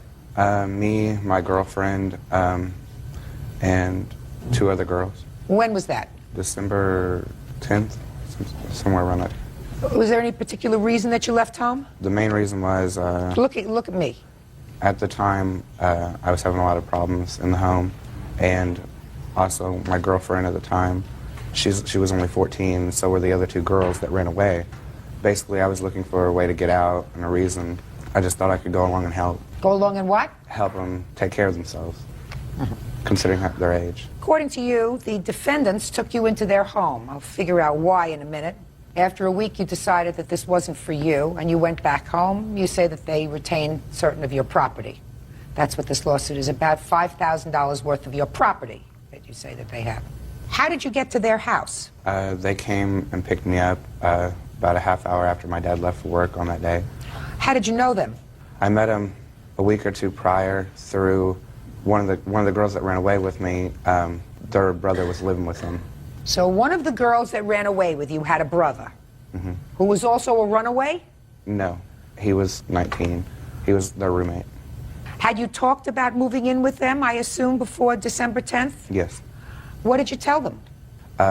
One night, me and the other 3 girls were with them at a coffee house, and that night the girls didn't go home. We stayed out too late and they missed a curfew, so they just decided they were going to stay gone. And in the meantime, I was corroborating with them basically on how to raise money to get out of state. What reason did he tell you that he was running away from home? He didn't tell me any reason. This is a different story. We don't even know him. Really. We know him. We met him twice. We met him twice. So you met him twice, then you know. They picked you up at your house? Yes, ma'am. Did you pick him up at his house? No. Go ahead. They picked you up at the house, and what did you do? Look at me. The night before, I had spent the entire night packing. I stayed up all night packing my stuff in boxes and bags, and that morning it was around 7:30 they showed up. They helped me load everything into their car. We crammed it full, and we went straight to their house. Yes. From there, I stayed there. For a week? Yes, 7 days exactly. And what happened when you decided to leave? By this time, all of us had made a mutual agreement that none of us would back out of it. We were set to run away. And You mean you and the 3 girls? Yes, and the defendants. And if we backed out, the rest of us would get back at the others in some way. And me and one of the girls had decided a couple days before we left that we didn't want to stay there anymore, but we felt we couldn't just leave because of the fact that all my stuff was over there. I didn't know if I could get it back. I didn't know if we were going to go to jail if we came back or not. So Why would you go to jail? because we ran away. Okay. On Christmas Day, we had had enough of it, and they had gone to their parents or whatever for Christmas or something. And I called my mom and told her to come pick me up before they got home because I was afraid what they would do if they found out we were leaving, because this would mean that they would most likely go to jail, and they did. Go to jail for what? Harboring runaways. So your mom came and picked you up? Yes. Came and pick you up in a car? Yes. Why didn't you take your stuff with you? I didn't even have any shoes on when I left. Well, I was... Quentin, you called your mother. I assume you knew you were going to leave the night before. So as soon as they left... We didn't... We'd been wanting to leave, but up until 10 minutes before I called her. But And where does your mother live? she lives in Franklin, Indiana. About how far is that? It took her 15 minutes. Well, in 15 minutes, you pack up a lot of stuff, This is true. including the shoes that you were wearing. Because one of the things that you say you left is your cat. Yes, ma'am. That doesn't sound hard to get. True. My mom, when she pulled up, she knocked on the door and she wanted to come in and get my stuff, but I didn't want to stay there. I didn't want to take the risk of them coming home. Why? You think they're violent? Yes. What makes you think they're violent? While we were there, their roommate, one of the girls' older brother, he had come out about something, and basically everyone in the house at the time beat him up. Totally. Just trashed him. He's got scars and bruises all over his face. This 19-year-old brother. Yes. You have a drug problem? No. Did you ever use drugs? I have. Did you use drugs while you were in their house? No, ma'am. Were you going to school at the time you ran away from home? No, ma'am. For how long? Close to a year. What were you doing during that year? Working. Working for whom? I had a couple different jobs at fast food places and home office. Why did you leave school? It was an incident. I was kicked Look at me. out. I was expelled for a while. For and what? it came harassment of a teacher. I had gotten into a fight with a teacher. When it came time for me to go back, my parents and I just decided I would drop out and start GED classes. That way Is I that could the work. first time that you had been in trouble in school? That was the only time I've ever been in trouble. What kind of harassment of the teacher? Threats. Threats? On Yeah. the phone? No. In school? Yeah. Ever outside of school? No. You two were married? Yes. Yes. How old are you? I'm 19. 22. What makes you take in runaways into your house? We didn't take any runaways. We did not. Judge Judy continues in a moment. The next thing we know, we got a cop knocking at the door. Now, you were arrested for kidnapping? No, we're arrested for contributing to the delinquency of a minor. And later today, Did you consent to a restraining order? I consented to it. The only reason Yes, I I don't care why. real cases, real people. Judge Judy. 17-year-old Quentin Pemberton says when he ran away from home, he lived with Damon and Loretta May. He's suing for the return of his belongings. Let me hear what happened. Okay, it all boils down to at the coffee shop they met, he made passes at my husband. Damon told him to back off. He gave our roommate We do have a keyboard of his, but on that day that we were down there at Big Daddy's, he gave a keyboard to our roommate, our ex-roommate, to pawn. He said get at least $100 out of it, and he gave it to him to pawn. He gave the keyboard to this 19-year-old roommate? He's 18, actually. Your Honor, he never had his roommate? hands on it. Yes, and he asked him to take it to the pawn shop and pawn it. Was it pawned? No, no. Where is it? We couldn't, they wouldn't let us bring it here. But you have the keyboard? Yes. You say that you never went to his house to pick him up? No. Never did? No. How did you find him in the house? He wasn't in the house. Our back door was kicked in. Yes. On Christmas Day. When we got home on Christmas Day, our back door was kicked in. We didn't know what was going on. We go back in one of the extra rooms, and there's all this stuff there. It's like we didn't know where the stuff came from. The next thing we know, we've got a cop knocking at the door saying that we kidnapped kids. Just a second. Are you saying they never lived with you for a week? No, no. I babysat my roommate's sister, younger sister, her younger brother's New Year's. Okay, all this supposedly happened before Christmas. New Year's, I babysat for my roommate's mom, and one of the girls, she was one of the runaways.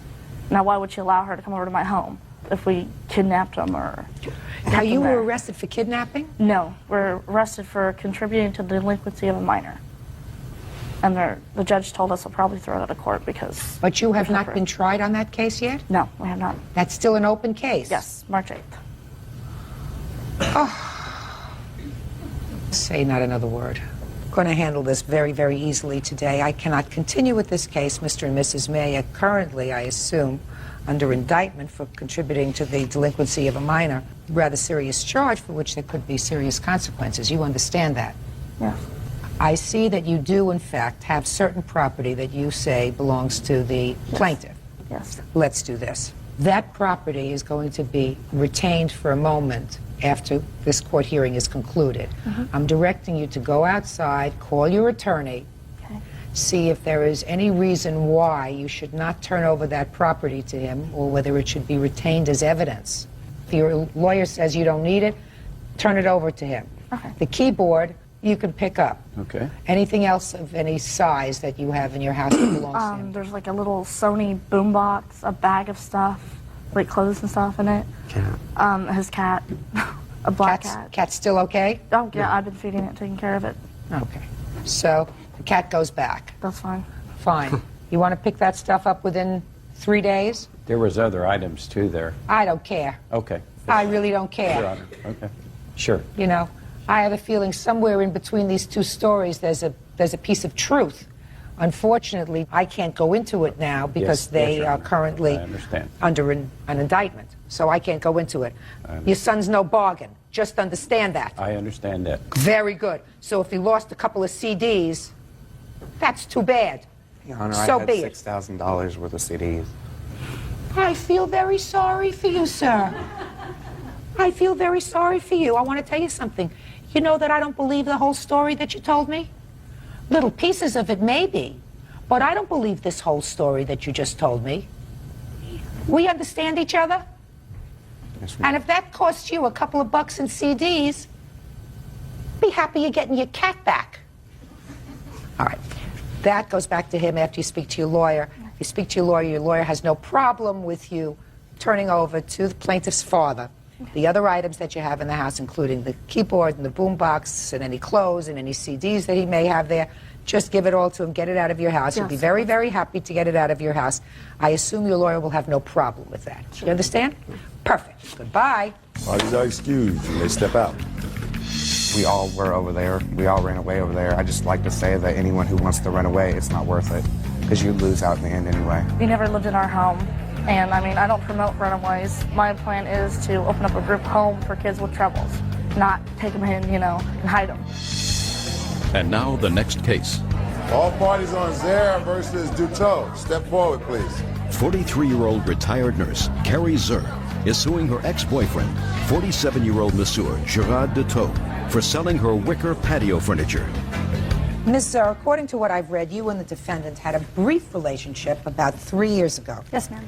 You were married at the time. You left your husband with some things into storage, briefly moved in with the defendant, and one of the things you did not put in storage was a wicker patio set. Yes, ma'am. There came a time when you left the defendant's home, you left the patio set there, and now you want him to pay you what you consider is fair market value for this antique rattan patio set, which is $500. He sold it for 30 bucks.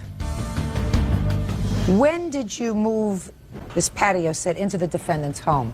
It was in October 1998, approximately October, November. 1998? Yes. And how long did you stay there? 3 weeks, ma'am. So you were out of there by November? Yes, ma'am. Now, when you left his home, where did you go? I was for the next 5 months living either in the pediatrics unit or at my daughter's home or at my ex-husband's spare bedroom. My grandson was dying. What kind of conversation did you have with him about this patio set? When I moved out of Gerard's, he said it was fine that I left it there and could store it there until I got a home of my own, which I didn't intend to do until the situation with my grandson was resolved, and I thought that that might be 6 months to a year, and he was agreeable to that. Did he say that to you? Yes, ma'am, he did. You had the conversation with him that it might not be 6 months yes, to a ma'am. year? I told him that I thought it would be 6 months to a year. These children typically live and die before the second year, and I told him I thought it would be 6 months to a year. After you left his house, did you in fact call him periodically? I called him twice, and once was to get a phone number for a dentist, and he did not return my phone calls. I went to the Sufi dancing where he plays guitar on Friday nights and told him I needed the phone number because I had a tooth broken. And I had also intended to talk to him to see how the patio furniture Don't was ask that night. what you intended. Right. You didn't discuss it with him. The patio furniture that night? No, never got there. He became angry with me. Okay. So when was the next time you contacted him about the patio furniture? March. March of 2000? Yes, ma'am. I approached him publicly. His new girlfriend, the lady sitting here, was there that night, and I told him I had moved to a home now, and I'd like to get my patio furniture. And Gerard told me he sold it, just flat out said he sold it. So from November of 1998 Yes, ma'am. until March of 2000, you never had a conversation with him about the patio furniture? Yes, ma'am. I did have a conversation with him, the one I told you about, where I talked to him the night I went and asked him about getting my dentist telephone number. I sat on the patio furniture that night, but he became angry. I didn't You talk to did him. not, listen to me. Yes, ma'am. Ms. Zer. Yes. You told me that you went to talk to him about getting the phone number for a dentist. Yes. But that you did not talk about the patio furniture. No. So you're what right. I'm asking sorry. you is, am I Yes. correct Yes, that you are. between November of 1998 Yes. and March of 2000, Yes, ma'am. you did not have any conversation with him about the patio furniture? No, I apologize. You're correct. We did not discuss it that night, no. Okay. When did you sell the patio furniture? It was the first weekend in May of last year, 2000. She said she spoke to you in March of 2000. I remember it's the first weekend in May because that's when we have a park-wide garage sale. Could it have been in May instead of March? It could have been, yes. It could have been May. Could have been. 2000. So he actually held on to this property longer than the agreed time. Is that right? No, ma'am. The understanding that I had was that my grandson is dying. These children die before 2 years old. I expect him to die within 6 months to a year, and then I'm going to get a home. Okay. That was the understanding. Let me ask you this question. I know that this is difficult, Miss Sir. Did your grandson survive the illness? No, ma'am, he did not. When did he pass away? He died in March of 1999. Well, if he died in March of 1999, it was more than a year after that that you called to reclaim this property. Yes, ma'am. And in the meantime, Gerard had filed a restraining order. I did, and I didn't even realize he had the patio furniture in the aftermath. I didn't even remember. Miss Sir. Yes, ma'am. I know that you probably, in the past couple of years in your life, have had a lot of pain. And sometimes it's very easy to transfer pain to something else. To get May I make a comment, Your Honor? Sure you can. Gerard Duteau knew how much I loved that furniture. If you loved that furniture, you should have taken better care of it. You didn't even realize that he had the patio furniture. What is it that brings you to court now, Miss Sir? Because sometime last winter, when I went to my storage and was thinking of getting the home and started looking through things, then it occurred to me he had it, and that's when I approached him about it. You didn't speak to him about it? Not right off the bat, no, I didn't. You didn't speak to him at all about it then? I was cut off from communicating with him, Your Honor. He had a restraining order. It was very difficult. Did you have a to lawyer communicate with him. representing you in No, with a ma'am, I did restraining not. order? Shh. Did you consent to a restraining order? I consented to it. The only reason Yes, I I don't did. care why. You Okay. consented to the restraining order. Yes. That was in what year? 99, November. So in November of 1999, 1 year after you left the furniture there, there Yes. must have been a basis for him requesting a restraining order, but there was no mention when you appeared before a judge and consented to the Yes. restraining order. Yes, ma'am, you're right. You could have said to the judge, I don't mind consenting to this restraining order, but I want my furniture back that's in his house. Yes, Could have said that, you that's didn't, your right. case is dismissed, that's all. Parties are excused. Parties have been sworn in, Judge. You may be seated. Ladies, have seats, please. All right. You're Mr. Stover. Yes, ma'am. Who's April? My cousin right there. Could you step up, April, because you're very much involved with this sad tale that I really tried very hard to organize with limited success. But from what I gather, you and your cousin were out for an evening, Me, my cousin, and my friend Tammy there. and you were at some sort of a club, Yes, ma'am. and these two ladies were also trying to get into the club. Yes, ma'am. And according to you, something happened between April and these two young ladies. They thought she said something untoward to them, or that she smiled and said they couldn't get in and we did. Is that right? Yes, ma'am. So after the club was over, you went back to April's house, Yes. and when you got to April's house, you found these two ladies there, waiting for her. Yes, ma'am. I got there first, and they were setting up the street waiting. Did you have a conversation with them? When I pulled in the driveway, they pulled down, and yes, I had a conversation with them. What did you say to them, and what did they say to you? It was just a casual conversation. They asked me where April was and when she'd be home, and told them that she was on her way. She'd went to go get pizza. And after April came home, that's when all this fracas started. And your lawsuit, Mr. Stover, says that A, one of these two young ladies, that's Angela. Which one is Angela? I am. That Angela broke the window on your car with her shoe. Yes. She acknowledges that she did that. She says she was defending herself, she was aiming for you, and you ducked. That's your defense. Well, yes. That's what I read here. You also claim that Jessica, that's you, Yes, ma'am. had you arrested for assault, as a result of which you had lost earnings, you drive a cab, couldn't drive for 4 months, Yes, ma'am. It was a malicious wounding, which was a felony. You know. and those charges were ultimately dismissed. The first charges were, then they appealed it to a higher charge, aggravated malicious wounding, which it was a worse 20 years to life. And was that also dismissed Yes, ma'am. after a trial? Yes, ma'am. So there was a full trial There was a full trial. where you testified and she testified. Yes. So you are suing Jessica for having you falsely arrested and loss of income. She is counterclaiming because she says that you assaulted her with some sort of a machine that takes credit cards, imprints. Yes, ma'am. I have that with me. You acknowledge that you did, in fact, hit her with that. Yes, ma'am. It's self-defense. Okay, so that's what the case is about. So let's get back to the girls are there waiting for April. April has her pizza and comes back to the house. Okay? What is the very next thing that happened? You want to tell me, April? Jessica called me over to her car. So I walked over to her car. And You had known her from before that evening. Yeah, as far as I knew, we were friends. We had talked every time we'd seen each other out. We had talked to each other. Okay, so she called you over to her car. Yes, I walked over to her car, asked her what was going on. As soon as I did that, she reached out, grabbed me by the back of my hair, twisted me, and had me upside down in her car. The top of my head was in her lap. Okay, then what happened?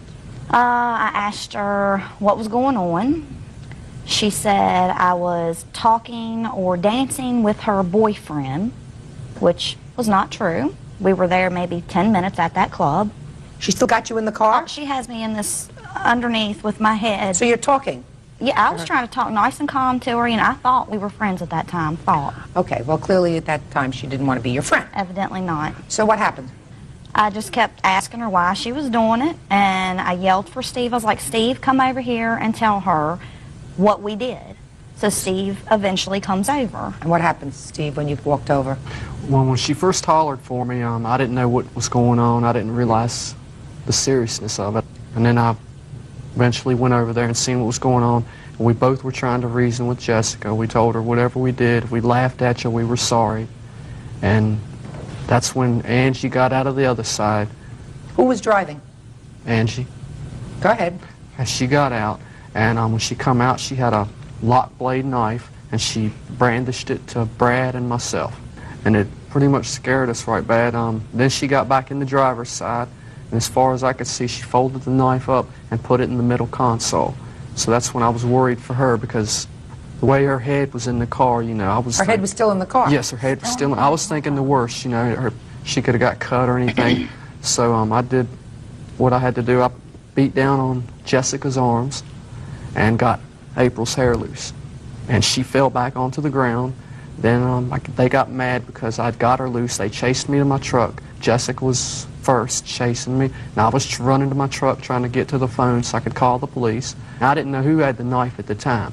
So I used to work for a frozen food company selling frozen food, so I had a credit card machine. And I grabbed the first thing I could out of my truck, and I've got the credit card machine here if you'd like to see it. Mm-hmm, I would. Okay.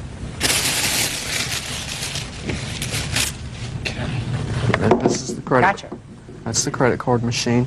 I grabbed it out of the truck. I swung it around just wildly, not knowing, just trying to protect myself because I thought she had the knife with her. I didn't know who had the knife. That's when she got flattened on the ground, and then Who got flattened? Jessica knocked her down. Got flattened. I got into the truck, and Angie was still on her way to the truck. I locked the door. I was on the phone with the state police, and that's when she took this shoe and smashed the side window out of my truck. It shattered it. And it's like they ran off. They said they were going to get reinforcements. I was on the phone with the state police. They were connecting me with the Roanoke City police. Judge Judy continues in a moment. I got hit as soon as I stepped in the grass. Why did you step in the grass for? Why didn't you stay in the car? I got out to check on her. That my fault. Cost your broken face. That sometimes happens to bullies. Bullies sometimes get the short end of the stick. Real cases, real people. Judge Judy. Steve Stover says he was acting in self-defense when he hit Jessica Shibley in the face with a credit card machine. He claims that Jessica had him falsely prosecuted. Jessica is countersuing for her injuries. Now, as a result of this, Jessica, you suffered some very serious injury. Yes, ma'am. And when you suffered this serious injury, you were right near his truck. Actually, I just stepped out of the car. You were right near his truck? Well, about a car length away, yes, ma'am. Well, let's go back a little bit. What were you two ladies doing going to her house? We did go to her house. For what? To question her about what had happened at the bar. We were not even in the bar. What do you mean question her? Well, what does that mean, question her? They had made some comments that upset me, so I went to ask What kind them of about comments? it. Something about us not being able to get in. They thought that was really funny. So they laughed at you? Yes, ma'am. That you couldn't get into the club and they did? Yes, ma'am. That's what you went to question them about? Yes, ma'am. Where had you been before that evening? We had just been out and about. What do you mean out and about? What does that mean out and We about? had been downtown. In Downtown our where? Local places where we live, downtown Roanoke. Some different nightclubs and things down there. All right, so you'd been to some clubs that evening? Yes, ma'am. How many clubs had you been to that evening? We just rode, we didn't even go in one downtown. We had stopped at a little place on Williamson Road before we proceeded to go to the one they were at. Okay. So then you go to April's house to discuss with her. Yes, ma'am. Her laughing at you. Yes, ma'am. And who grabbed her in a headlock? She wasn't in a headlock. Who grabbed her in a headlock and grabbed her By hair? the back of the hair after she stuck her head in the car. She stuck her head in the car to talk to you. When she come to the car, she stuck her head in the car. And what did she say? She kind of basically asked me what I wanted, and that's when I did grab her by the back of the head. You grabbed her by the back of the hair. If you're sitting in the car and grabbed her by the back of the hair, then her head's in the car. Yes, ma'am. You have no right to do that. You're right. That started all the trouble. Yeah. Ended up you got your face bashed in. Yes, ma'am. That's too bad. Yeah. You think you deserve to get paid for that? I don't deserve to have to pay him. Why not? I never laid a hand on him. You started it. Julie, you started it. You want to show me the picture so that I can see just how dumb you are?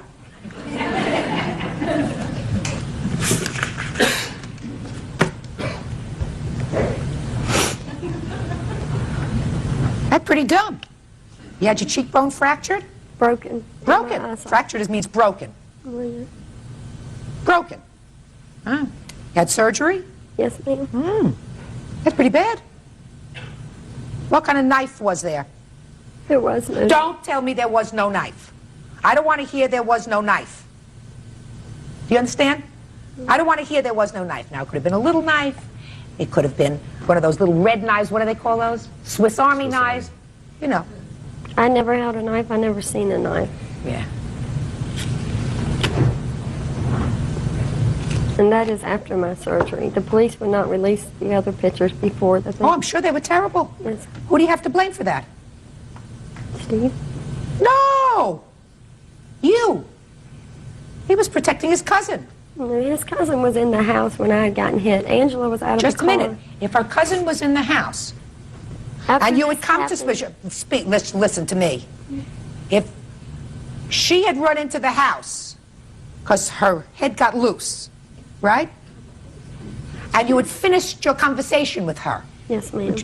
What were you doing out of the car? Because as I looked over to leave Angela, she was gone out of the car. I stepped out of the car to check on her, and that's What do you when mean check on her? What was she doing out of the car? I have no idea. All I know, as it was going on, they were yelling about guns and everything. So I look over and she's gone. I get out to make sure she's okay, and that's when I got hit. No one chased anyone. I got hit as soon as I stepped in the grass. Why did you step in the grass for? Why didn't you stay in the car? I got out to check on her. That's my fault. That cost you a broken face. You started this trouble.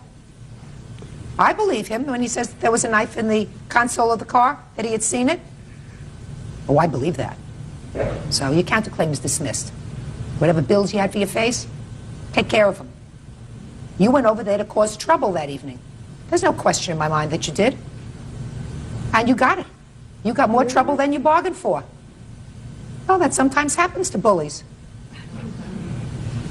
Bullies sometimes get the short end of the stick. Judge Judy continues in a moment. I didn't smash his window in. I threw my shoe. You told me in your answer, madam, that you were aiming for him. No, I threw my shoe at him, and it hit Right. What word didn't you understand that I said? Real cases, real people. Judge Judy. Steve Stover is suing Angela Morton and Jessica Shibley for having him falsely prosecuted and for smashing his windshield. So the police were called, right? Yes, ma'am. When were you stopped? The police never come to us. We went up the street, which my mother lives 3 houses up the street from this. We went to another friend's house, and she called the ambulance. The ambulance come, the police come. I went straight to emergency room. And what'd you break his window for? I broke his window because he was trying to leave, and she was laying on the ground, and I was scared, so I just threw my shoe. I wasn't running up to his truck, and I didn't smash his window in. I threw my shoe. You told me in your answer, madam, that you were aiming for him. No, I threw my shoe at him, and it hit Right. That's what you said. What word didn't you understand that I said? You said in your answer, I was aiming for him, and he ducked, and I hit the window. Yes. Why? Because she was laying on the ground. I didn't know what he was going back in his truck to get, if he was going to hit me. What were you doing out of your car? I was out of my car because they were screaming stuff. I didn't want them to run up on me and hit me. They weren't running anywhere. She was in the house, according to your friend, and he had walked away. So what did you get out of your car for? I got out of my car because him and Brad were hollering stuff. And you didn't like that they were hollering stuff? You have... No, I didn't know what they were going to do. Sticks and stones will break my bones, but names will never hurt me? I didn't know what they were going to do. I didn't want to be sitting in the car. Well, if you don't know what they're going to do, madam, then you get in your car and you go away. You don't get out of your car to confront them, especially when you've been the aggressor. You don't get out of your car. You stay in your car, and you go to her mother's house, which is 3 houses away. So you were arrested. Yes, ma'am. I was running. After I got my cousin loose, we all scattered. And we were running to get away from the trouble. They chased me to the truck. I believe that they chased you to the truck. Oh, I believe that they chased you to the truck. So you were, in fact, arrested. Yes, I was. How long were you incarcerated? I explained the story, what happened to the magistrate at the time, and he let me out on my own recognizance. Now, why do you say you lost earnings? Okay, originally, the first charge, when it was dismissed, they brought up new charges and made it aggravated malicious wounding and was a felony. And the city of Roanoke will not allow you, even though I hadn't been convicted, they will not allow me to have my cab license. Now, let me ask you this question. How many witnesses testified at the criminal trial? Myself, April, Tammy, and Brad. Tammy, you were there? Yes, ma'am. Step up here, please. Do you know these two young ladies? Yes, ma'am. Did you see Jessica get hit in the face? Yes, ma'am. I saw everything. You saw everything? Yes, ma'am. I was standing right there when everything happened. I would like you to tell me how close Jessica was to the truck when she got hit in the face. She was at the door to the truck because Steve reached in and he turned around and Jessica was there because they both ran past me to get to the truck. I was standing next to the car when everybody jumped out. She wasn't a truck length away? No. Judge Judy continues in a moment. Now, did you see Steve run to the truck? I saw Steve run to the truck because April went flying. Steve immediately ran to the truck past me, right next to me. Jessica jumped out of the car, ran past me. She jumped out of the... She came barreling out of the car. I mean, she jumped out of the car. How far did she have to run to get to the truck? About a car and a half length. But she was right behind him? She was right behind him. And where was Angela at this time? Angela was on the other side of the car, and she jumped out of the car at the same time Jessica did. Did she run up behind Jessica? She was at the door. As soon as Steve hit Jessica, Steve jumped in the car, locked the window. Angela was right there at the truck and smashed the window. I have all the receipts also for a rental car. No, I don't need anything. You're suing the defendants, both defendants, for $5,000. You're claiming that as a result of their actions, you were arrested, you had to go through 2 trials. Were you given a public defender or did you have to hire a lawyer? I got a public defender. And you went through how many days of trial? The latter half of the trial lasted from about 12:30 in the afternoon to 6 in the evening, and then it was held over. The judge said he would make his decision. He was going to read over all the paperwork, and I had to come back the 26th. How many witnesses did you have at the trial? 1. Hmm? Just 1. Evidently the judge didn't believe you.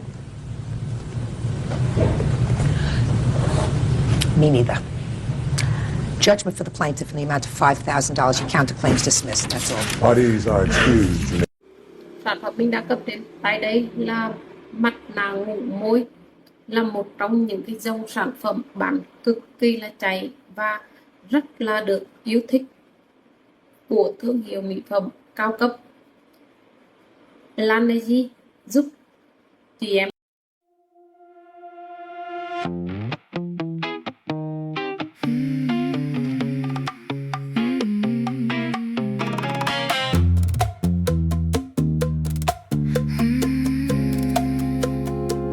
You left your coat on my chair. Still smells like the rain in July. I count the dents in the glass, like they might tell me why. Your name moves slow in my mouth, like smoke through a broken brass horn. I keep the key in my palm, even now, even now.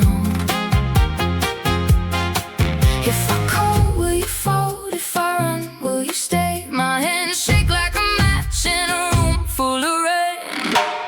Mariposa de acero, don't break when you fly. Mariposa de acero, stay wild in my sky. Mariposa de acero, I need that fire. Mariposa de acero, don't let me fall apart.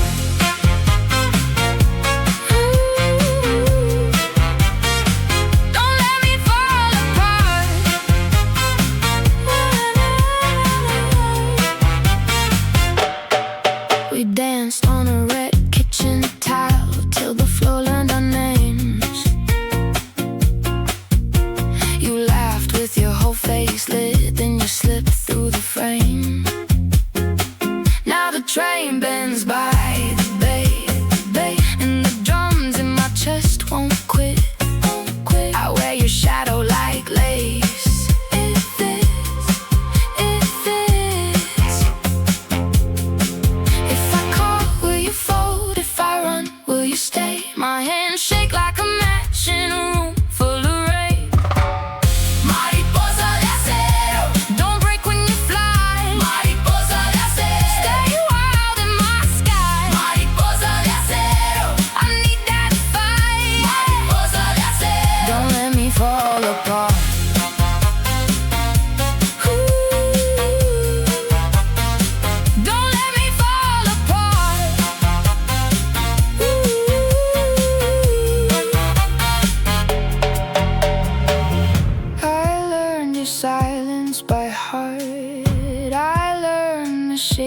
goodbye, but I still leave the door cracked for a pulse in the night.